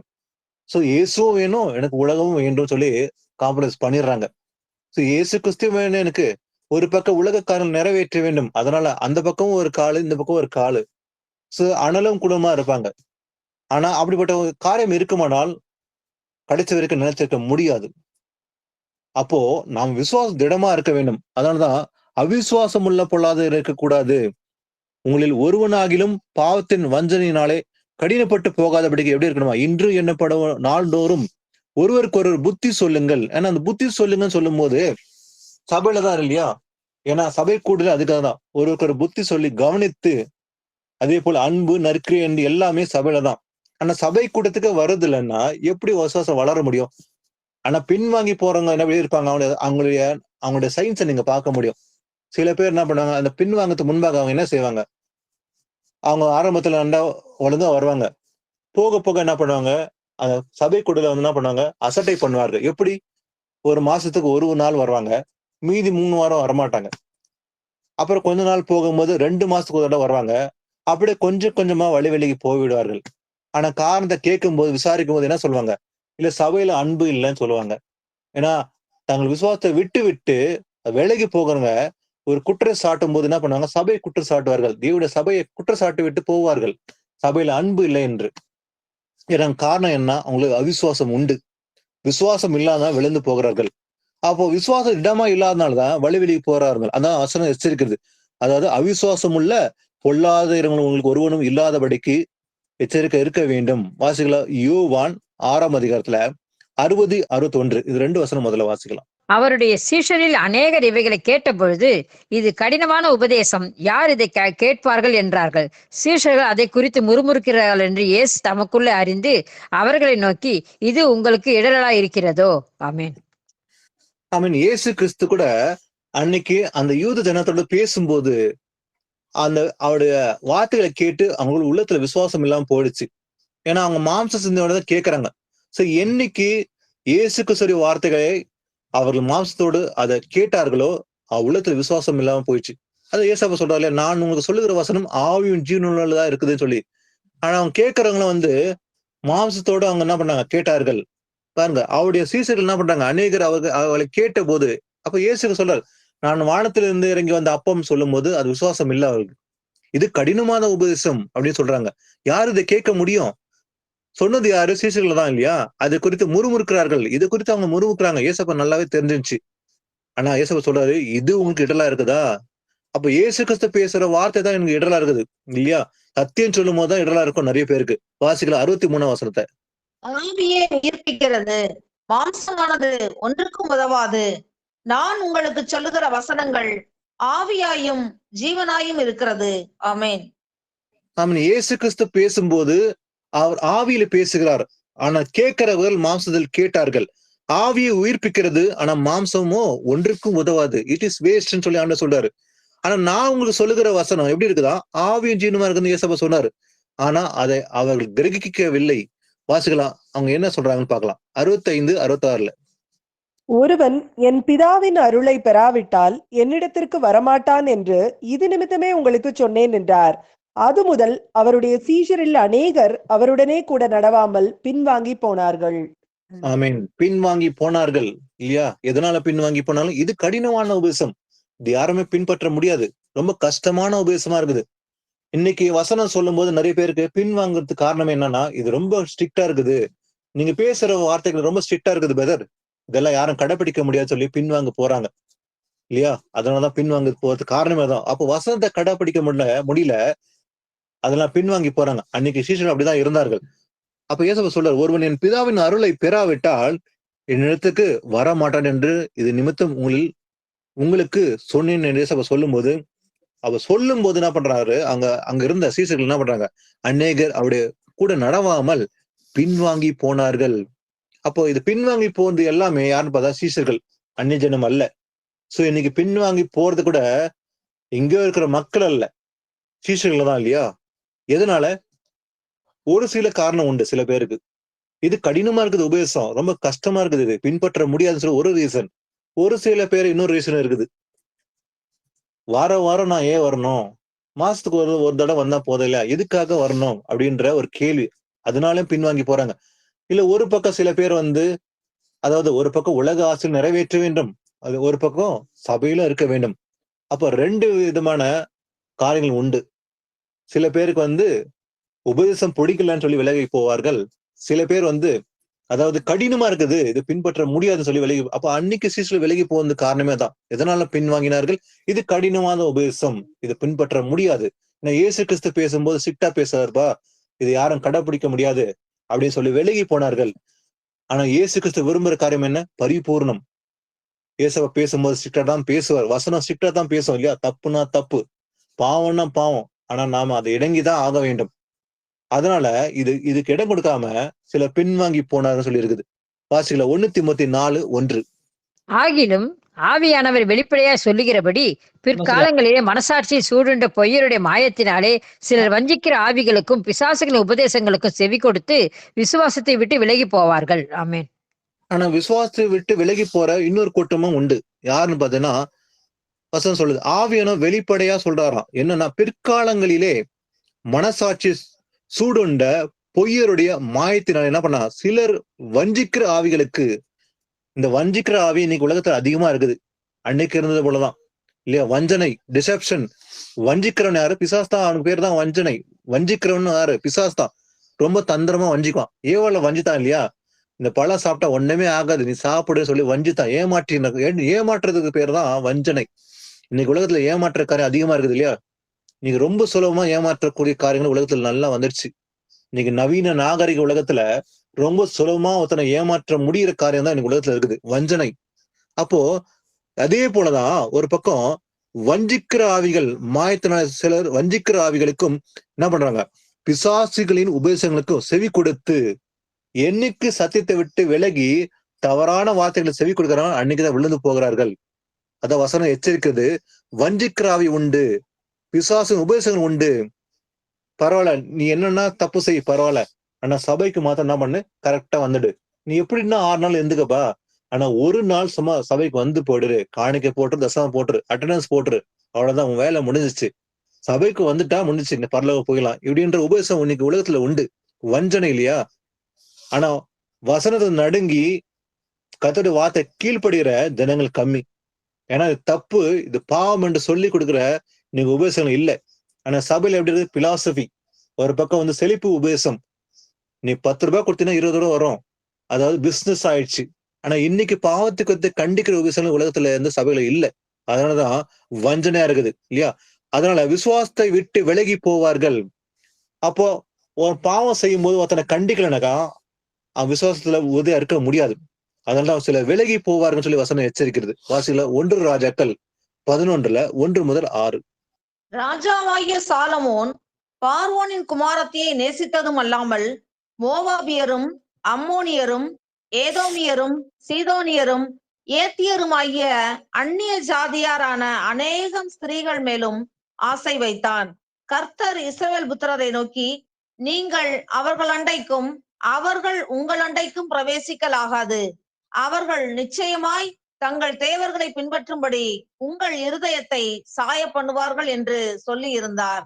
சாலமோன் அவர்கள் மேல் ஆசை வைத்து அவர்களோடு ஐக்கியமாய் இருந்தான்.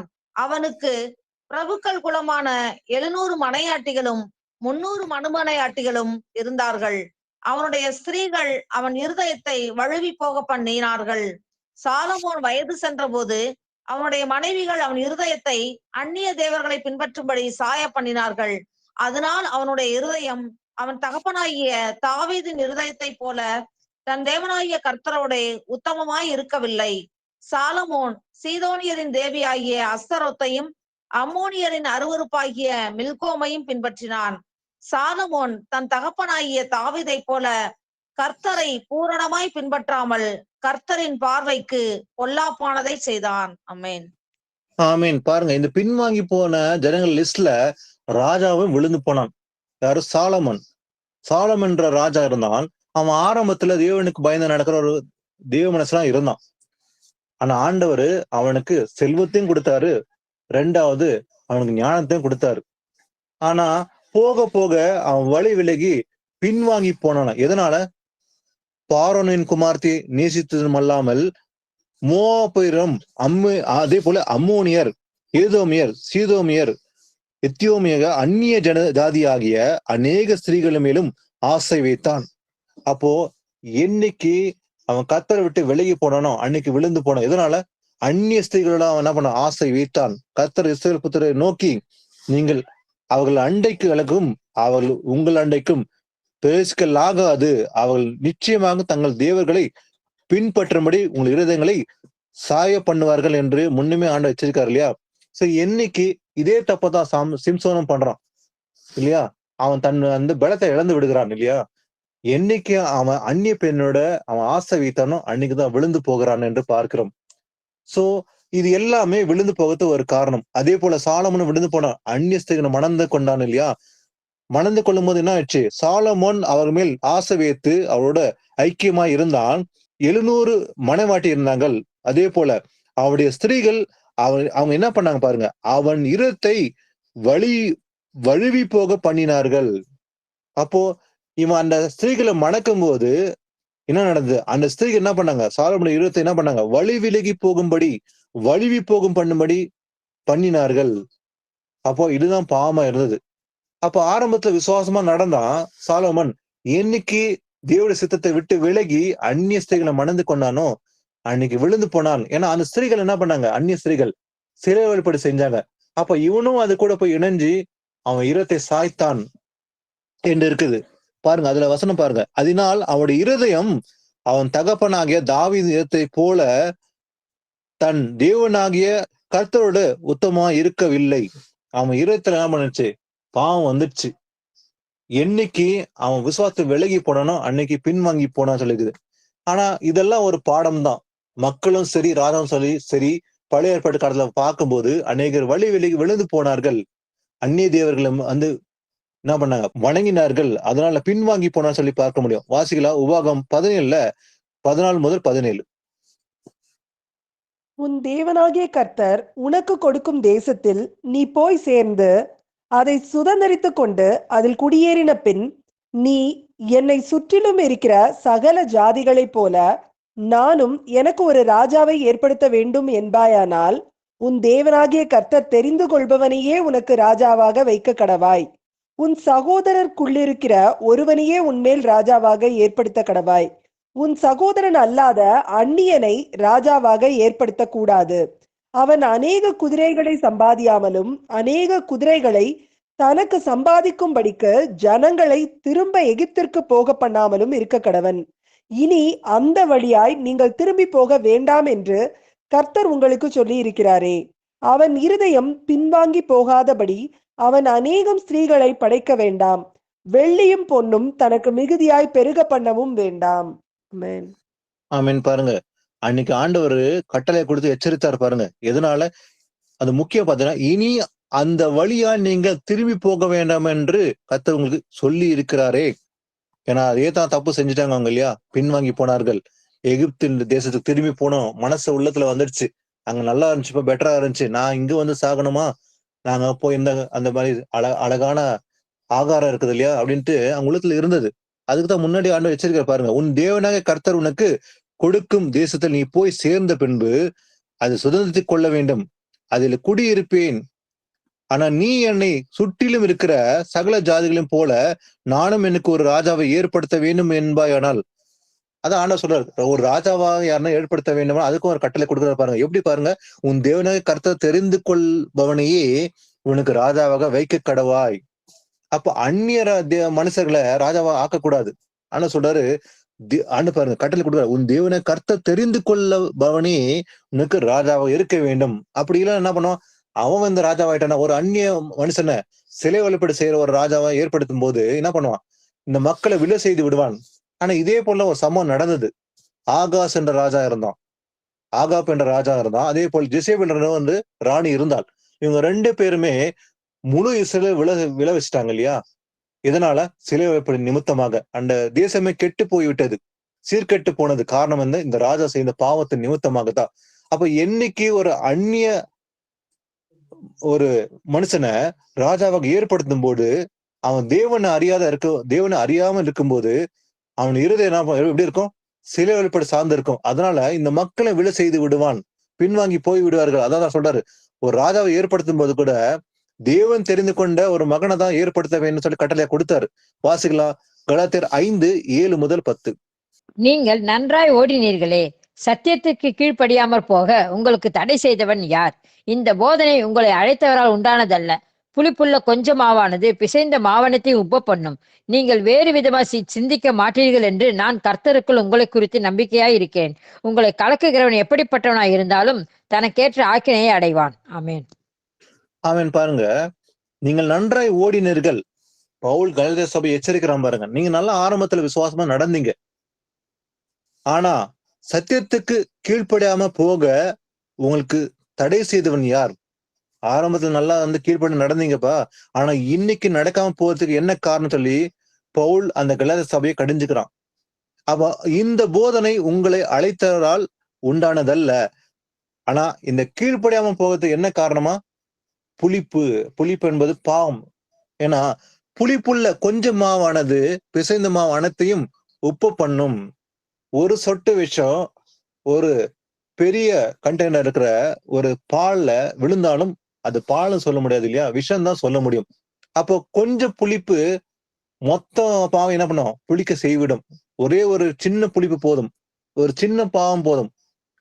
அப்போ ஒரு சின்ன அவிசுவாசம் வந்தால் கூட வழி போய்விட முடியும். அதனாலதான் புளிப்புள்ள கொஞ்சம் மாவானது பிசைந்த மாவு அனைத்தையும் உப்பு பண்ணும். ஏன்னா நீங்கள் வேறு விதமாய் சிந்திக்க மாட்டீர்கள் என்று நான் கர்த்தருக்குள் உங்களை குறித்து நம்பி இருக்கேன் என்று பவுல் சொல்றான்.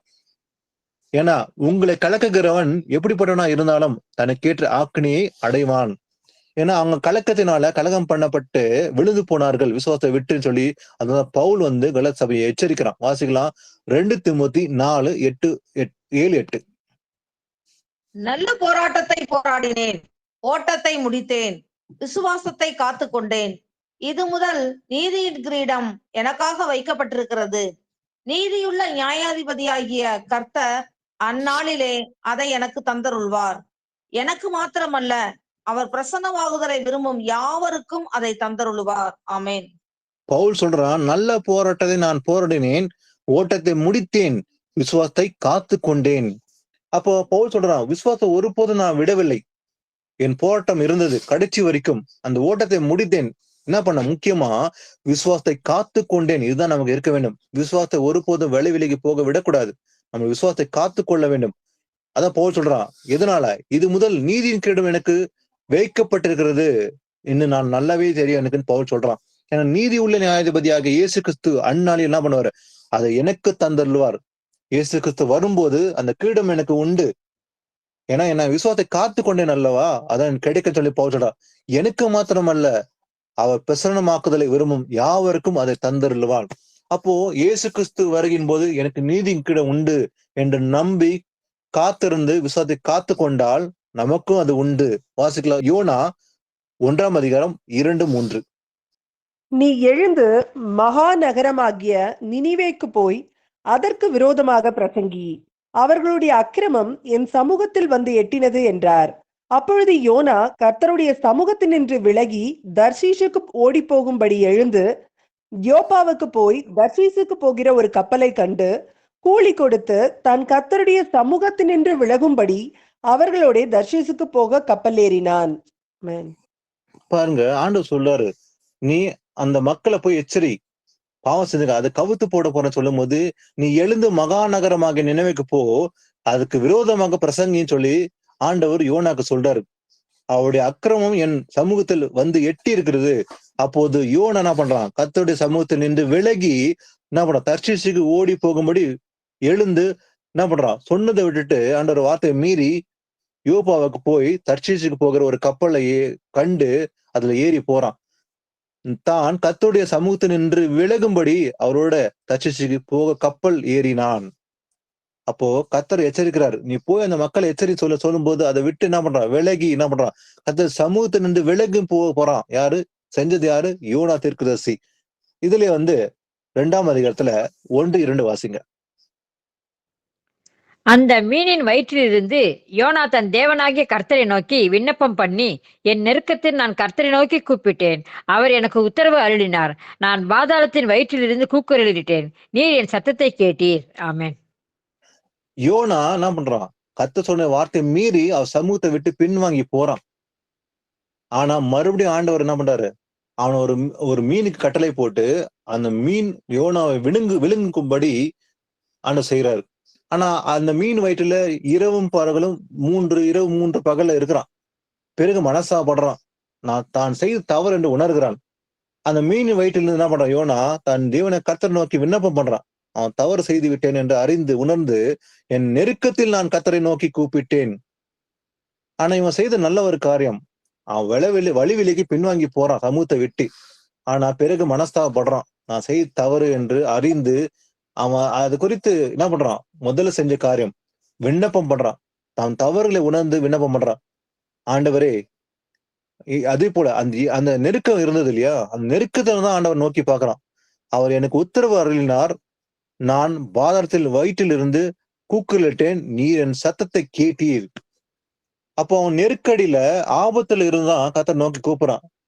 தான் தவறு செய்து விட்டேன் என்று அறிந்து உணர்ந்து கர்த்தரை நோக்கி விண்ணப்பறான். நான் வழி விலகி போனேன் இல்லையா, தவறு, கர்த்தர் சொன்னதுபடியே நான் செய்தது நலமா இருந்திருக்குமே என்று உணர்ந்து தன் தவறை உணர்ந்து விண்ணப்பம் பண்ணும்போது கர்த்தர் அவனை விடுவிக்கிறார் என்று பார்க்க முடியும். அப்போ பின்வாங்கி போறன்னு ஒரே ஒண்ணுதான் செய்யணும், ஒன்று மனம் திரும்ப வேண்டும், தான் செய்து தவறு. ஆனா பின்வாங்கி போனவனும் அநேகர் உண்டு, அவங்க திரும்பி வந்திருக்கிறாங்க, அவங்க உணர்ந்து மனசாப்பட்டு வருகிறவர்களும் உண்டு.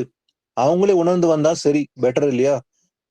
ஆனா நான் சபையை விட்டு விலகி போய்விட்டேன், அது தப்பு, நான் இருந்தா நலமா இருந்திருக்குமே, ஆனா அந்த விலகி போனாலும் எனக்கு பல இக்கட்டு வந்தது, நெருக்கடி வந்ததுன்னு சொல்லி சில நேரம் நெருக்கடி கொடுப்பாரு. சில நேரங்கள் சில பேர் நெருக்கடி வரும், விலகி போகும்போது சபையை விட்டு சில பேர் நெருக்கடி வரும்போது உணர்வார்கள்.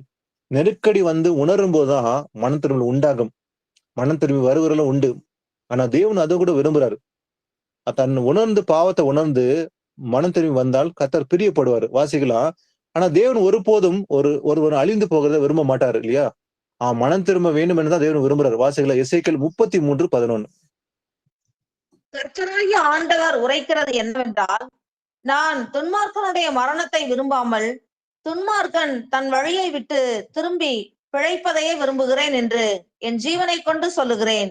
இஸ்ரவேல் வம்சத்தாரே, உங்கள் பொல்லாத வழிகளை விட்டு திரும்புங்கள், திரும்புங்கள், நீங்கள் ஏன் சாக வேண்டும் என்கிறார் என்று அவர்களோட சொல்லு. ஆமென். பாருங்க, கர்த்தராகிய ஆண்டவர் உரைக்கிறது என்னவென்றால், நான் துன்மார்க்கனுடைய மரணத்தை விரும்பாமல். அப்ப ஆண்டவர் எவ்வளவு நல்லவர் இல்லையா. ஒரு துன்மார்க்க சாகிறது கூட தேவன் விரும்பலை, அவன் கூட மனம் திரும்ப வேண்டும். ஏன்னா அந்த பூமியில இன்னைக்கு துன்மார்க்கம் நிறைந்திருக்கிற ஒரு பூமி தான். ஆனா எல்லாருமே அழிந்து போன தேவன் ஒருபோதும் விரும்பவில்லை. அவர்களை மனம் திரும்ப வேண்டாம் தேவனை விரும்புறாரு இல்லையா? அதான் சொல்றாரு, நான் துன்மார்க்குடைய மரத்தை விரும்பாமல் துன்மார்க்கன் தன் வழியை விட்டு திரும்பி பிழைப்பதே விரும்புகிறேன். அப்போ ஒரு துன்மார்க்கன் அழிவு கூட தேவன் விரும்பல, அவன் மனம் திரும்ப வேண்டும், பிழைக்கணும் தான் தேவன் விரும்புறாரு என்று என் ஜீவனை கொண்டு சொல்லுங்க ஆண்டவர் சொல்றாரு இல்லையா? அப்ப இஸ்ரவேல் வம்சத்தாரோ உங்கள் பொல்லாத வழிகளை விட்டு திரும்புங்கள். அப்ப ஆண்டவர் எச்சரிக்கிறது யாரு? தன்னுடைய சொந்த மக்களை தான். உங்கள் பொல்லாத வழிகளை விட்டு திரும்புங்கள், நீங்கள் ஏன் சாக வேண்டும் என்கிறார் என்று அவர்கள சொல்லு. அப்ப நீங்க ஏன் சாகணும்?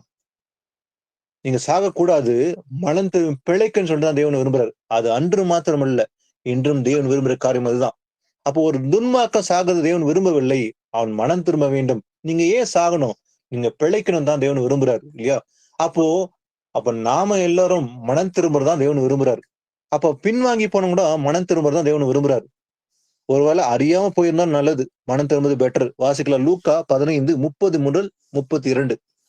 வேசிகளிடத்தில் உம்முடைய ஆஸ்தியை அழித்து போட்ட உம்முடைய குமாரனாகிய இவன் வந்தவுடனே கொழுத்த கன்றை இவனுக்காக அடிப்பித்தீரே என்றான்.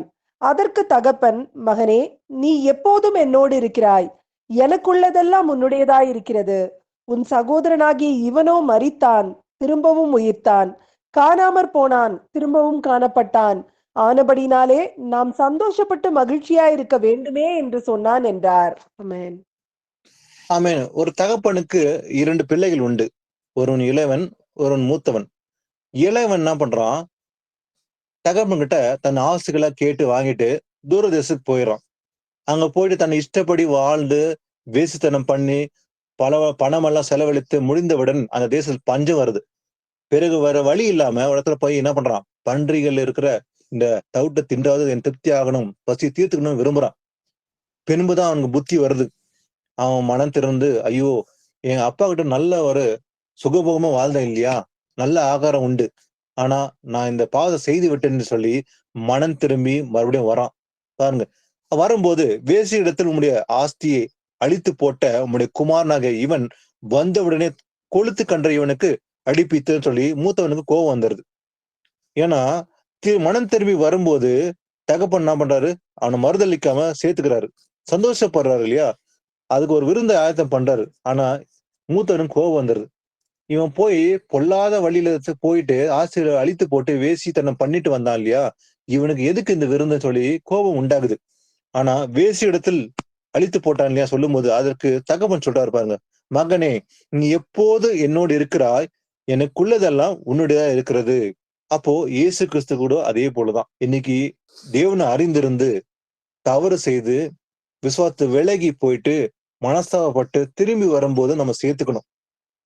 எப்போ தன் தவறை உணர்கிறானோ, உணர்ந்து மனஸ்தாபப்படுறோம், அன்னைக்கு ஏசப்பா அவங்கள மன்னிச்சிட்டார். அப்போ நாம் ஏற்றுக்கொள்ள மனதுள்ளா இருக்கணும் இல்லையா? உண்மையான மனம் திரும்ப தான் அவன் திரும்பி வருவான். கண்டிப்பா வழி விலகி போனவன் அவனே மனஸ்தாபப்பட்டு அடிபட்டு வருவதும் உண்டு. அதே போலதான் இந்த இளையவனும் ஆச்சு. இது நல்ல ஒரு உதாரணம். மனம் திரும்பி வரான், அந்த தகப்பனை ஏற்றுக்கொள்ள. அதை ஆண்டவர் சொல்றாரு பாருங்க, அந்த தகப்பன்னு சொல்றாரு, மகனே, நீ எப்போது என்னோட இருக்கிறாய், எனக்குள்ளதெல்லாம் உன்னுடையது. ஆனா உன் சகோதரன் இவனோ என்ன பண்ணான்? மரித்தான், திரும்பவும் உயிர்த்தான், காணாமற் போனான், திரும்பவும் காணப்பட்டான். ஆனபடினாலே நாம் சந்தோஷப்பட்டு மகிழ்ச்சியா இருக்க வேண்டும் என்று சொன்னான். அப்போ தேவன் சந்தோஷப்படுவார் என்னைக்கு? அதாவது தேவன் அறிந்திருந்து பாவத்தை செஞ்சு வழி விலகி போயிட்டு மறுபடியும் மனஸ்தாபப்பட்டு திரும்பி வந்து மனஸ்தாபப்பட்டு வரும்போது ஆண்டவர் சேர்த்துக் கொள்வார். காணாமல் போன எந்த ஒரு ஆத்மாவும் சரி மனம் திரும்பும்போது தேவன் விரும்பாரு. அப்போ நம்ம சந்தோஷப்பட்டு களி கூற வேண்டியது அந்த தகப்பன்னு சொல்றாரு. வாசிக்கலாம் அடுத்த வசனம், 2 கொரிந்தியர் 6:2-3. அனுக்கிரக காலத்திலே நான் உனக்கு செவி கொடுத்து இரட்சணை நாளிலே உனக்கு உதவி செய்தேன் என்று சொல்லியிருக்கிறாரே. இதோ இப்பொழுதே அனுக்கிரக காலம், இப்பொழுதே இரட்சணை நாள். இந்த ஊழியம் குற்றப்படாதபடிக்கு நாங்கள் யாதொன்றிலும் இடரல் உண்டாகாமல் எவ்விதத்தினாலேயும் எங்கள் ஊழியக்காரராக இருக்க விளங்க பண்ணுகிறோம். ஆமென். அணுகிற காலத்திலே நான் உங்களுக்கு செவி கொடுத்து இரட்சணை நாளிலே உனக்கு உதவி செய்தேன் என்று சொல்லி இருக்கிறாரே. ஆனா இப்போது அணுகிற காலம். ஆனா இன்னைக்கு ரொம்ப தூரம் கிடையாது இல்லையா? இயேசு கிறிஸ்து வருகை சமீபமாயிடுச்சு. இப்போதுதான் அணுகிற காலம், இப்போது இரட்சணை நாள். ஏன்னா இந்த ஊழியம் குற்றப்படாதபடிக்கு நாங்கள் யாதொன்றிலும் இடல் உண்டாக்காமல் எவ்விதத்திலையும் எங்கள் தேவ ஊழியக்காரராக விளங்க பண்ணி சொல்லி பவுல் சொல்றான். ஏன்னா அந்த அணுகிற காலம், அதே போல ரட்சித நாள் என்று சில பேர் நினைக்கிறாங்க. அதாவது பரவாயில்லப்பா, இன்னும் 2-3 வருஷம் ஆகும், இன்னும் 5 வருஷம் ஆகும் ஏசப்பா வரத்துக்கு. ஆனா நான் இஷ்டப்படி போறேன்னு சொல்லி வழிக்கு போறதும் உண்டு. ஆனா அதுக்கு டைம் பீரியடே கிடையாது. இன்னைக்கு டைம் கேப், கிரேஸ் எல்லாமே முடிகிற காலகட்டம் வந்துருச்சு. இன்னும் 1 வருஷம் 2 வருஷம் தான். நீங்க சுத்தி நடக்கிற சம்பவங்களை பாக்குறோம் இல்லையா? தீர்க்கதரிசனம் நிறைவேறி முடிகிற காலகட்டம் வந்துடுச்சு. ஆனா இன்னைக்கு எண்ட் ஸ்டேஜ் தான் இருக்கிறோம். ஆனா இன்னைக்கு மனம் திரும்பி தேவனை திரும்பி கொள்றது தான் பெட்டர். ஆனா காலம் போகுது, பரவாயில்லப்பா, 5 வருஷம் 10 வருஷம் வந்து நான் இஷ்டப்படி வாழ்கிறேன், அதாவது நான் இந்த பிளானை வச்சு செய்யறேன் அப்படின்னு சொல்லி வழிக்கு போனால் அது ஆபத்தை தான் முடியும். ஏன்னா இப்பதான் ரட்சிக்கப்படுகிற டைம் வந்துடுச்சுன்னு ஆண்டவர் சொல்றாரு. வாசிக்கலாம் யோபு 23:11-12. என் கால்கள் அவர் அடிகளை பற்றி பிடித்தது. அவருடைய நெறியை விட்டு நான் சாயாமல் அதை கை கொண்டேன். அவர் உதடுகளின் கற்பனைகளை விட்டு நான் பின்வாங்குவதில்லை. அவருடைய வாயின் வார்த்தைகளை எனக்கு வேண்டிய ஆகாரத்தை பார்க்கிலும் அதிகமாய் காத்து கொண்டேன். ஆமென். பாருங்க, யோபு அறிக்கை பண்றான் பாருங்க, நல்ல ஒரு அறிக்கை. என்ன சொல்றான்? என் கால்கள் அவர் அடிகளை பற்றி பிடித்தது, அவருடைய நெறியை விட்டு நான் சாயாமல் அதை கை கொண்டேன்னு சொல்லி யோபு அறிக்கை பண்றான். அது மாத்திரமல்ல, அவர் உதடுகளின் கற்பனைகளை விட்டு நான் பின் வாங்குவதில்லை. அப்ப இதுதான் ரொம்ப முக்கியம் இல்லையா? அவருடைய கற்பனை விட்டு நான் பின் வாங்க மாட்டேன். அவருடைய வாயின் வார்த்தைகளை எனக்கு வேண்டிய ஆகாரத்தை பார்க்கிலும் அதிகமாய் காத்து கொண்டேன். அப்போ நம்ம சாப்பிடுற சாப்பாடை விட, நம்ம அனுபவிக்கிற உலகத்துக்காக விட எது நமக்கு ரொம்ப முக்கியம்? தேவனுடைய வார்த்தை. அதான் யோபு சொல்றான், அவருடைய வாயின் வார்த்தைகளை எனக்கு வேண்டிய ஆகாரத்தை பார்க்கிலும் அதிகமாய் காத்து கொண்டேன். அப்ப நம்ம அதிகமாய் காத்து கொள்ள வேண்டியது எது? தேவனுடைய வார்த்தை. நாம அந்த உலகத்துல இருந்தாலும் கூட நமக்கு அடிப்படை தேவை எல்லாமே உண்டு. ஆனா அதை விட முக்கியமானது தேவனுடைய வார்த்தை. அதான் யோபு சொல்றான், நான் பின் வாங்க மாட்டேன், நான் சாயாமல் அதை கை கொண்டேன், அவர் உதடுகளின் கற்பனை விட்டு நான் பின் வாங்குவதில்லை. அப்போ தேவனுடைய வார்த்தையை விட்டு நம்ம ஒருபோதும் பின் வாங்க கூடாது. என்னைக்கு பின் வாங்குறோமோ அன்னைக்குதான் விழுந்து போவோம். அப்போ எது ஆபத்து? பின் வாங்குறதா ஆபத்து. Back sliding is very danger இல்லையா? தேவனை அறிந்திருந்து பின் வாங்குறதா ரொம்ப ஆபத்தான ஒரு விஷயம். ஏன்னா பிசாசு எப்படிப்பட்டவனா இருக்கிறான்? கர்ஜிக்கிற சிங்கம் போல இருக்கிறான். வசனம் சொல்லுது, எவனை விழுகலாம் என்று வகை தேடுகிறான். என்னைக்கு விழுந்து விடுவான், அவனை அடிக்கணும்னு சொல்லி வகை தேடுறவன் தான் அந்த பிசாசு. அவன் எப்படிப்பட்டவன்? கர்ஜிக்கிற சிங்கம் போல் வகை தேடுவானா. அதான் நாம ரொம்ப ரொம்ப கேர்ஃபுல்லா இருக்கணும். ஒருபோதும் கர்த்தரை விட்டு விலகி போகக்கூடாது. வாசிக்கலாம் யோவேல் 2:13. நீங்கள் உங்கள் வஸ்திரங்களை அல்ல, உங்கள் இருதயங்களை கிழித்து உங்கள் தேவனாகிய கர்த்தரிடத்தில் திரும்புங்கள். அவர் இரக்கமும் மன உருக்கமும் நீடிய சாந்தமும் மிகுந்த கிருபையும் உள்ளவர். அவர் தீங்குக்கு மனஸ்தாபப்படுகிறவருமாய் இருக்கிறார். ஆமென். ஆமென். பாவத்தில் அடிபட்டு விழுந்து போனவர்கள் தங்கள் இருதயம் கிழித்து கொண்டவர்கள். எதை வசனம் சொல்லுது? நீங்கள் உங்கள் வஸ்திரங்களை அல்ல, உங்கள் இருதயங்களை கிழித்து உங்கள் தேவனாகிய கர்த்தர் இடத்தில் திரும்புங்கள், மனம் திரும்புங்கள். Turn back to me. எப்படியா? இருதயங்களை கிழித்து கொண்டு மனம் திரும்புங்கள். அப்ப இருதயெல்லாம் சுத்திகரிப்பு உண்டாகணும். ஏன்னா இங்கதான் பாவம் தொடருது இல்லையா? அவிசுவாசம் எங்கிருந்து வரதா? இருதயம் தான். அப்போ பேக் ஸ்டாண்டிங் வர்றதுக்கு காரணமே நம்மளுடைய சிந்தனைகள், விசுவாசம். உள்ளத்துல வசனங்கள் எல்லாம் ஆட்டோமேட்டிக்கா என்ன பண்றோம்? அவிசுவாசம் வந்துட்டோம். ஏசப்பா வரான்னு சொல்ல இல்லையா? சில பேர் அப்படிதான் விழுந்து போனார்கள். 23 வருஷம் ஏசப்பா வரான்னு சொன்னாங்க. நான் நம்பி இருந்தேன், காத்து இருந்தேன், ஆனா வரல. அதான் நான் என்ன பண்றேன்? வழிக்கு இஷ்டப்படி போயிடுறேன். சில பேர் அப்படிதான் போனாங்க. ஏசப்பா வரலன்னு சொல்லிட்டு வழிக்கு போனார்கள் விசுவாசத்தை விட்டு. ஆனா அவர் வாக்குத்தத்தம் பண்ணவர் உண்மை உள்ளவர். அவர் ஒருபோதும் மாற மாட்டார். ஏன்னா அவர் ஒரு நாளை குறித்திருக்கிறார் இல்லையா? அந்த நாள்ல பர்ஃபெக்டா அவர் தன் காரியத்தை நிறைவேற்றி போகிறார். ஆனா நாம் காத்திருக்கணும். அதான் நமக்கு வேண்டிய பொறுமை. அப்போ நம்முடைய விசுவாசத்துக்கு காரணமே இருதயம் தான். அவிசுவாசமும் அதுல தான் வருது இல்லையா? அதனால உங்கள் இருதயங்களை கிழித்து கொண்டு என்ன மனம் திரும்புங்கள். அவர் இரக்கமும் மன உருக்கமும் நீடிய சாந்தமும் மிகுந்த கிருபை உள்ளவர். அவர் தீங்குக்கு மனஸ்தாபப்படுகிற தேவனா இருக்கிறார். அப்போ நம்ம இருதயங்களை கிழித்து கொண்டு மனம் திரும்பினால் தேவன் மன்னிக்க வல்லவரா இருக்கிறார். மனம் திரும்பல் ஒன்றுதான் தேவன் விரும்புகிறார். இன்னைக்கு வாசிகளா ஏசாயா 55:7. துன்மார்க்கன் தன் வழியையும் அக்கிரமக்காரன் தன் நினைவுகளை விட்டு கர்த்தரிடத்தில் திரும்ப கடவன். அவர் அவன் மேல் மனதுருகுவார். நம்முடைய தேவனிடத்திற்கே திரும்ப கடவன். அவர் மன்னிக்கிறதற்கு தயை பெருத்திருக்கிறார். ஆமென். ஆமென். துன்மார்க்கன் தன் வழியையும் அக்கிரமக்காரன் தன் நினைவுகளையும் விட்டு கர்த்தரிடத்தில் திரும்ப கடவன். அப்ப நல்லவனும் சரியும் அதே போல கெட்டவனும் சரி, இவங்க 2 பேரும் மனம் திரும்ப தான் தேவனை விரும்புறாரு. ஒரு துன்மார்க்கன் அழிந்து போக தேவன் விரும்பவில்லை. மனம் திரும்ப கடவன் சொல்லி ஆண்டவர் சொல்றாரு. அவர் அவன் மேல் மனதுருகுவார். என்னைக்கு மனம் திரும்புறாங்களோ அவங்க மேல கர்த்தர் மனதுருகுவார் கண்டிப்பா. ஏன்னா நம்முடைய தேவன் இடத்துக்கே திரும்ப கடவன். அவர் மன்னிக்கிறதுக்கு தயை பெற்றிருக்கிறாராம். மன்னிப்பதில் வல்லவர் யாரு? ஆண்டவராக இயேசு கிறிஸ்து ஒருவர் தான் மன்னிப்பதில் வல்லவர். மனுஷன் ஒருபோது மன்னிக்க மாட்டா இல்லையா? சில நேரங்களில் இந்த மனுஷன் எப்படிப்பட்டனா இருப்பான்? சில பேர் பாவம் செஞ்சிருப்பாங்க, அவங்க மனம் திரும்பி இருப்பாங்க, ஆனா மன்னிக்க மாட்டாங்க. ஐயோ இவன் கொலைக்காரனா இருந்தான், ஆனா அவன் கொலைக்காரனா இருந்திருப்பான், மனம் திரும்பி இருப்பான். ஆனா இவன் உள்ளத்துல எப்படி இருக்கும்? அவன் ஒரு காலத்துல கொலைக்காரனா இருந்தான் இல்லையா? ஆனா மனம் திரும்ப கூட அண்ணா மனசுல எப்படி இருக்கும்? ஐயோ இவன் மறுபடியும் கொலை செய்வான் இல்லையா, இவன் கொலைக்காரனா இருந்தான், அப்படிதான் மனசுல இருக்கும். ஆனா மன்னிக்க ரெடி இல்லை அவன்.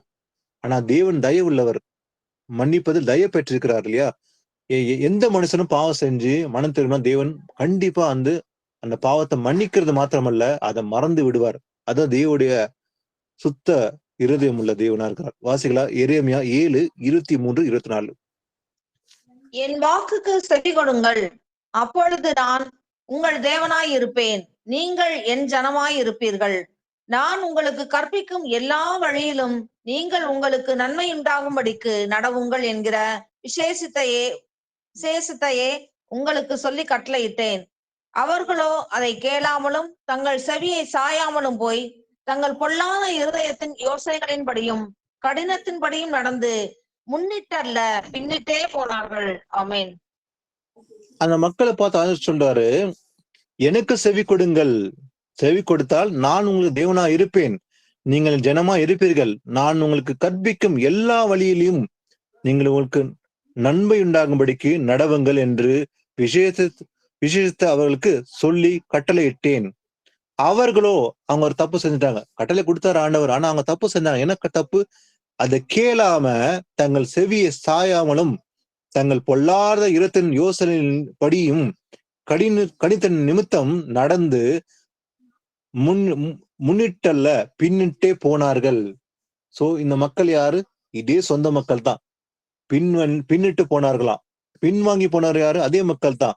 ஆண்டவர் கட்டளை கொடுத்தாரு, ஆனா அதை கேட்கவில்லை. கடினப்பட்டு இடத்துல பின்வாங்கி போனார்கள். அதனாலதான் சில பேர் என்ன பண்ணாங்க, வளர்ந்து விழுந்து போனாங்க சொல்லி பார்க்க முடியும். வாசிக்கலாம், யாக்கோபு 4:8 வாசிக்கலாம். தேவனிடத்தில் சேருங்கள், அப்பொழுது அவர் உங்களிடத்தில் சேருவார். பாவிகளே, உங்கள் கைகளை சுத்திகரியுங்கள், இருமனம் உள்ளவர்களே, உங்கள் இருதயங்களை பரிசுத்தமாக்குங்கள். ஆமென். தேவனிடத்தில் சேருங்கள், டர்ன் பேக் டு காட், அப்போது அவர் உன்னிடத்தில் சேருவார். பாவிகளே, உங்கள் கைகளை சுத்திகரியுங்கள், இருமனம் உள்ளவர்களே. யாரு? Double minded. ஆனா இந்த டபுள் மைண்டட் தான் என்ன பண்ணுவாங்க, கொஞ்ச காலம் இருப்பாங்க, கொஞ்ச காலம் வழிவெளிக்கு போயிடுவாங்க. வழிவெளி போறல எல்லாமே டபுள் மைண்டட், 2 மனசு இருக்கும் அவங்களுக்கு. ஒரு பக்கம் உலகம், இன்னொரு பக்கம் தேவன். ரெண்டு பக்கம் செவி சாய்ப்பார்கள். அப்ப அவங்களை பார்த்து ஆண்டவர் சொல்றாரு, இருமன உள்ளவர்களே என்ன பண்ணுவாங்க, உங்கள் இருதயங்களை பரிசுத்தம் பண்ணுங்கள். அப்போ பரிசுத்தம் என்பது அவசியம். எங்க பரிசுத்தம்? இருதயத்துலதான். வாசிக்கலாம், லூக்கா 17:28-32. இன்னும் 2-3 வசனம் முடிச்சிடலாம். லோத்தினுடைய நாட்களில் நடந்தது போலவும் நடக்கும். ஜனங்கள் புசித்தார்கள், குடித்தார்கள், கொண்டார்கள், விற்றார்கள், நட்டார்கள், கட்டினார்கள். லோத்து சோதமை விட்டு புறப்பட்ட நாளிலே வானத்திலிருந்து அக்கினியும் கந்தகமும் வர்ஷித்து எல்லாரையும் அழித்து போட்டது. மனுஷகுமாரன் வெளிப்படும் நாளிலும் அப்படியே நடக்கும். அந்த நாளிலே வீட்டின் மேல் இருப்பவன் வீட்டில் உள்ள தன் பண்டங்களை எடுத்துக்கொண்டு போக இறங்காமல் இருக்க கடவன். அப்படியே வயலில் இருக்கிற பின்னிட்டு திரும்பாமலும் இருக்க கடவன். லோத்தின் மனைவியை நினைத்துக் கொள்ளுங்கள். ஆமென். லோத்தின் மனைவியை நினைத்துக் கொள்ளுங்கன்னு சொல்லி ஒரு எக்ஸாம்பிளா ஆண்டவர் சுட்டி காட்டுறாரு பாருங்க. என்னன்னு பாத்தீங்கன்னா, ஏன்னா லோத்தினுடைய நாட்களில் நடந்தது போலவே என்ன நடக்குமா, மனுஷகுமார் நாட்கள் நடக்க போகுது. இயேசு வரும்போது கூட நடக்கும். ஏன்னா எப்படி இருந்தாங்களா அன்னைக்கு? ஜனங்கள் புசித்தார்கள், குடித்தார்கள், கொண்டார்கள், விற்றார்கள், நட்டார்கள், கட்டினார்கள். லோத்து சோதோமை விட்டு புறப்பட்ட நாளிலே வனாந்தரத்தில் அக்கனியும் கந்தகம் வருஷித்தது, எல்லோரையும் அழித்து போட்டது. அதே போலதான் மனுஷகுமாரன் வெளிப்படும் நாளிலும் அப்படி நடக்குமா. இயேசப்பா வர்றதுக்கு முன்பாக நடக்க போற ஒரு பெரிய ஒரு அறிகுறி. ஏன்னா அந்த நாளிலே என்ன நடந்துச்சு? வீட்டின் மேல் இருப்பவன் வீட்டில் உள்ள தன் பண்டங்களை எடுத்து கொண்டு போக இறங்காமல் இருக்க கடவன். ஏன்னா அப்படியே வயலில் இருக்கிறவன் பின்னிட்டு திரும்பாமலும் என்ன பண்ணமா? பின்னிட்டு பார்க்கணும். அதான் ஆண்டவர் வச்சிருக்க காரியம். வயலில் இருக்கிறவன் பின்னிட்டு திரும்பாமலும் இருக்க கடவன். லோத்தின் மனைவி நினைத்துக் கொள்ளுங்கள். ஏன்னா லோத்து மன ஒரு தப்பு செஞ்சான்.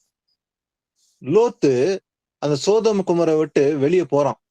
ஆனா அவனுடைய மனைவி கூட வந்து போகும்போது ஒரு சின்ன தப்பு செஞ்சிடறான். அந்த சின்ன தப்பு தான் ஒரு பெரிய பிரச்சனைக்கு காரணமாகுது. பாத்தீங்கன்னாக்கா பின்னிட்டு பாக்குது.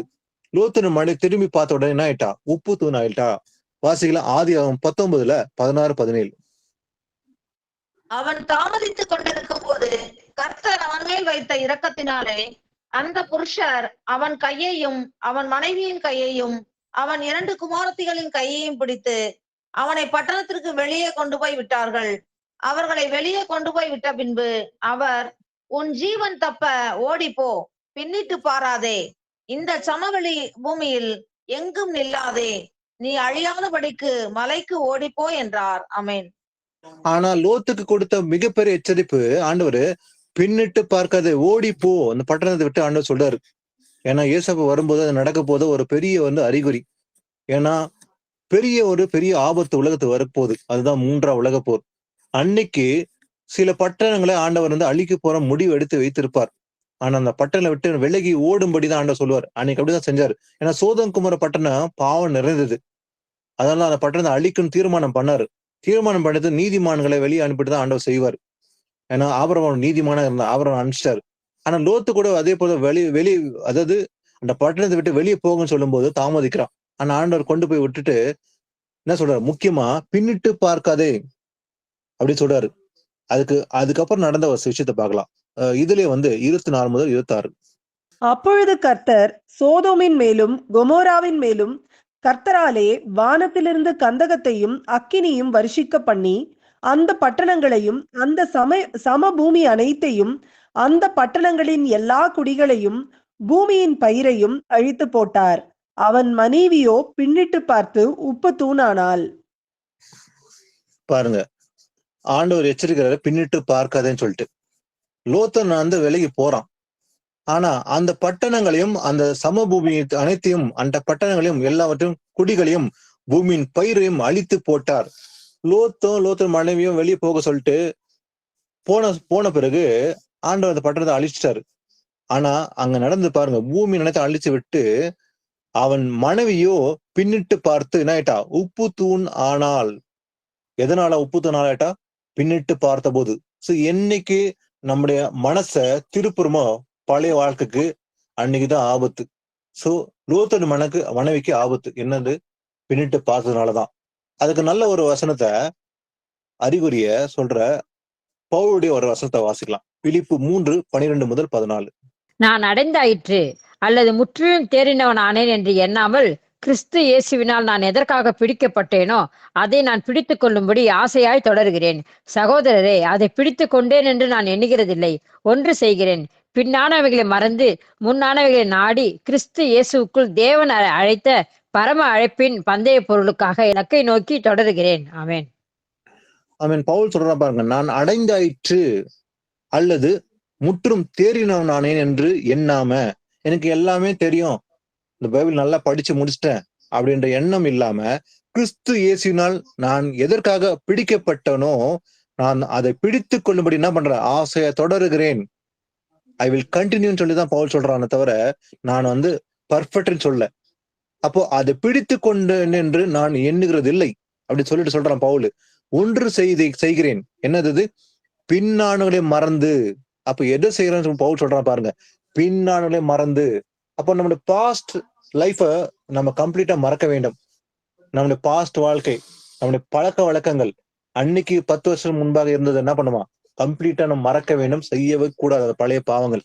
பின்னானுகளை மறந்து என்ன பண்ற? முன்னானுகளை நாடி கிறிஸ்து இயேசுக்குள் என்ன பண்ற? தேவன் அழைத்த பரம அழைப்பின் பந்தய பொருளுக்காக என்ன பண்ற? இலக்கை நோக்கியே தொடர்கிறேன். அப்ப நம்முடைய இலக்கு தேவனுடைய ராஜ்யம், அது ஒன்றுதான் இருக்க வேண்டும்.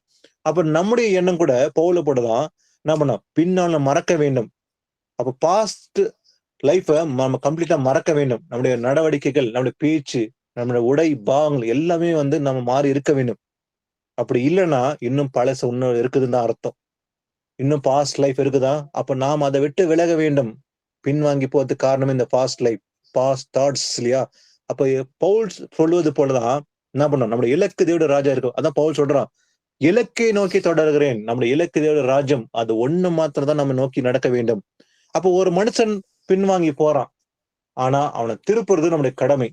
ஆனா எப்படி திருப்பலாம்? அது வசனம் பார்க்கலாம். யாக்கோபு 5:19-20 வாசித்து முடிக்கலாம். சகோதரரே, உங்களில் ஒருவன் சத்தியத்தை விட்டு விலகி மோசம் போகும்போது மற்றொருவன் அவனை திருப்பினால், தப்பிப்போன மார்க்கத்தினின்று பாவியை திருப்புகிறவன் ஒரு ஆத்துமாவை மரணத்தினின்று ரட்சித்து திரளான பாவங்களை மூடுவான் என்று அறிய கடவன். ஆமென். ஆமீன். ஒரு சகோதரன் வந்து வழி விலகி போகும்போது நம்ம வேடிக்கை பார்க்கிறதும் நல்லதல்ல. உங்களில் ஒருவன் சத்தியத்தை விட்டு விலகி மோசம் போகும்போது, அந்த மோசம் போகிறது உலகத்துல இருந்தா இருக்குது. ஆனா சில பேர் வந்து விசுவாச திடமா இருக்க மாட்டாங்க. விசுவாச திடமா இருக்காதனால விலகி போறதுக்கு காரணம் உண்டு. ஆனா அதை அறிந்து இருக்கும் போது நம்ம என்ன பண்ணணும்? அவனை எச்சரிக்கணும், கண்டிக்கணும். அவங்கள வசனப்படி இது ரைட்டு, இது ராங்குன்னு சொல்லி அவங்கள கண்டிக்கிறது நம்முடைய கடமை. எச்சரிக்கணும், கண்டிக்கணும். மற்றொன்னு, அவனை திருப்பினால், அப்ப வசனத்தை சொல்லி அவங்க திரும்புறது பெட்டர் இல்லையா? வசனம் சொல்லி அவங்களுக்கு மனம் திரும்ப சொன்னோம். ஆனா மனம் திரும்பும் போது அது நல்லது இல்லையா? திருப்பினால் தப்பி போன மார்க்கத்திலிருந்து பாவியை திருப்புகிறவன் ஒரு ஆத்மா என்ன பண்றான்? மரணத்தினின்று ரட்சித்து திறனான பாவங்களை மூடுவான் என்று அறிய கடவன். அப்போ ஒரு சகோதரனோ சகோதரியோ விசுவாசத்தை விலகி போகும்போது என்ன பண்ணோம்? நம்ம எச்சரிக்கணும். நம்முடைய கடமை அதுதான் இல்லையா? சத்தியத்தை விட்டு விலகி, சத்தியத்தை அறிந்திருக்கிறான் ஆனா விசுவாசம் திடமா இல்ல, வழி விலகி பின்னிட்டு போகும்போது நம்ம அவங்களை எச்சரிக்கணும். வசனப்படி அவங்களை எச்சரிப்பது நம்முடைய கடமை. எச்சரிக்கும் போது மனம் திரும்பினால் என்னவா வசனம் சொல்லுது பாருங்க, பாவியை திருப்புகிறான் ஒரு ஆத்மாவை மரத்திலிருந்து திருப்புகிறான், ரட்சிக்கிறான் இல்லையா? அப்ப இதுதான் நமக்கு ரொம்ப முக்கியம். அப்போ ஒருத்தர் வழி விலகி போகும்போது விசுவாசத்தை விட்டு அவனை எச்சரிக்கிறது நம்முடைய கடமை. அவன் திரும்பும் போது ஒரு ஆத்மா வந்து மனம் திரும்பும் போது என்னவா அவன் ரட்சிக்கப்படுகிறான்னு சொல்லி நம்ம பார்க்கிறோம். சோ இன்னைக்கு நம்ம பார்த்த வசனம்ல முக்கியமா இன்னும் பின்னிட்டு பாக்குறது வந்து ஒரு பெரிய பாவம் என்று பார்த்தோம் இல்லையா? பின்வாங்க போறது ரொம்ப வந்து ஆபத்தான ஒரு விஷயம். அதை விட தேவனை அறியாமல் இருந்தது பெட்டர்ன்னு சொல்லி வசனம் சொல்லுது. அப்ப சத்தியத்தை அறியாம இருக்கிறது பெட்டர். அறிந்து பின்வாங்கி போறதுதான் வந்து ஆபத்து. ஏன்னா சில பேர் ஆரம்பத்துல இயேசு அறிந்து வருவார்கள். ஆனா அவங்களுடைய இச்சைகள் நிறைவேற்ற சில பேர் பின்வாங்கி போவார்கள். சில பேர் வந்து அதாவது ஒரு பக்கம் நான் இயேசுவும் எனக்கு வேணும், இன்னொரு பக்கம் உலகமும் வேணும் சொல்லி காம்ப்ரமைஸ் பண்ணுகிற ஒரு வாழ்க்கை வாழணும் சொல்லி விலகி போவார்கள். சில பேருக்கு பணத்து நிமித்தமாக சுகபோகமா வாழணும் சொல்லி விலகி போவார்கள். சில பேர் தங்கள் சொந்த காரியம் நிறைவேற்ற வேண்டும். ஆனா ஒரு சில பேர் யோவான் 6 வாசித்தோம் இல்லையா? சொந்த சீசர்கள் விலகி போனார்கள். இது கடினமான உபதேசம், அதனால சில விலகி போகிறார்கள். இது கடைபிடிக்க முடியாது, ரொம்ப ஸ்ட்ரிக்டா இருக்குது நீங்க பேசுறது, இது யார் கடைபிடிக்க முடியும் அப்படின்னு சொல்லி விலகி போனவர்களும் உண்டு. இது இன்று அல்ல, அன்னைக்கு இயேசு கிறிஸ்து பேசிக் கொண்டிருக்கும் போது விலகி போனது சீசர்கள் தான். அநேக சீசர்கள் விலகி போனார்கள். ஆனா இன்றும் அதே போலதான். இது கடினமான உபதேசம், பின்பற்ற முடியாது அப்படின்னு சொல்லி பின்வாங்குறதுல உண்டு. இல்ல உலக காசு காரியம் நிறைவேற்றும்படி பின்வாங்கி போறார்கள். இவர்கள் ஆரம்பத்தில் எப்படி இருக்காங்க நடவடிக்கைகள்? 1 வாரம் வருவாங்க, 4 வாரம் வரமாட்டாங்க, இல்ல 2 மாசம் வருவாங்க, 1 மாசம் வரமாட்டாங்க. அப்படியே கொஞ்சம் கொஞ்சமா விலகி போவார்கள். அப்போ இப்படிப்பட்டவர்கள் மனம் திரும்பதான் தேவன் விரும்புறார். இவங்க மனம் திரும்ப நலமா இருக்கும் தேவன் விரும்புறார். அப்போ இன்னைக்கு பேசின கர்த்தருடைய வார்த்தை நிமித்தமாக அப்படிப்பட்ட காரியம் இருக்குமானால் அவளுக்காக ஜெபம் பண்ணது நம்முடைய கடமை. இயேசுப்பாக்கு நன்றி. ஒரு ஜெபத்தோட இந்த பைபிள் சரியா முடிக்கலாம். யாராவது ஒருவர் கேட்ட வசனுக்காக இயேசுப்பாக்கு நன்றி செலுத்தி ஒரு முடிவு ஜெபத்தை செய்றீங்களா? ஸ்தோத்திரம் ஏசப்பா. நன்றி ஆண்டவரே. நன்றிப்பா, நன்றிப்பா, நன்றிப்பா. அப்பா இருந்தவரும் இருக்கிற வருகிறவருமாகிய சர்வ வல்லமுள்ள தேவனாகிய கர்த்தாவே உமக்கு நன்றி சொல்லி துதிக்கிறோமாப்பா. அப்பா அந்த நாளில் ஆண்டவரே நீங்க அநேக வார்த்தைகள் மூலமாக எங்களோடு கூட பேசினீங்க தகப்பனே. அப்பா நாங்கள் எந்த நாளும் அப்பா உங்களுடைய விசுவாசத்தை விட்டு விலகாதபடிக்கு ராஜா, ஜீவனுள்ள தேவனுடைய சமூகத்தை விட்டு விலகுவதற்கு ஏதுவான அவிசுவாசமுள்ள பொல்லாத இறுதி எங்களை ஒருவருக்குள்ள வராதபடி ஆண்டவரே நீங்க எங்களை வேலை எடுத்து எங்களை பாதுகாத்துக் கொள்ளுங்க ராஜா.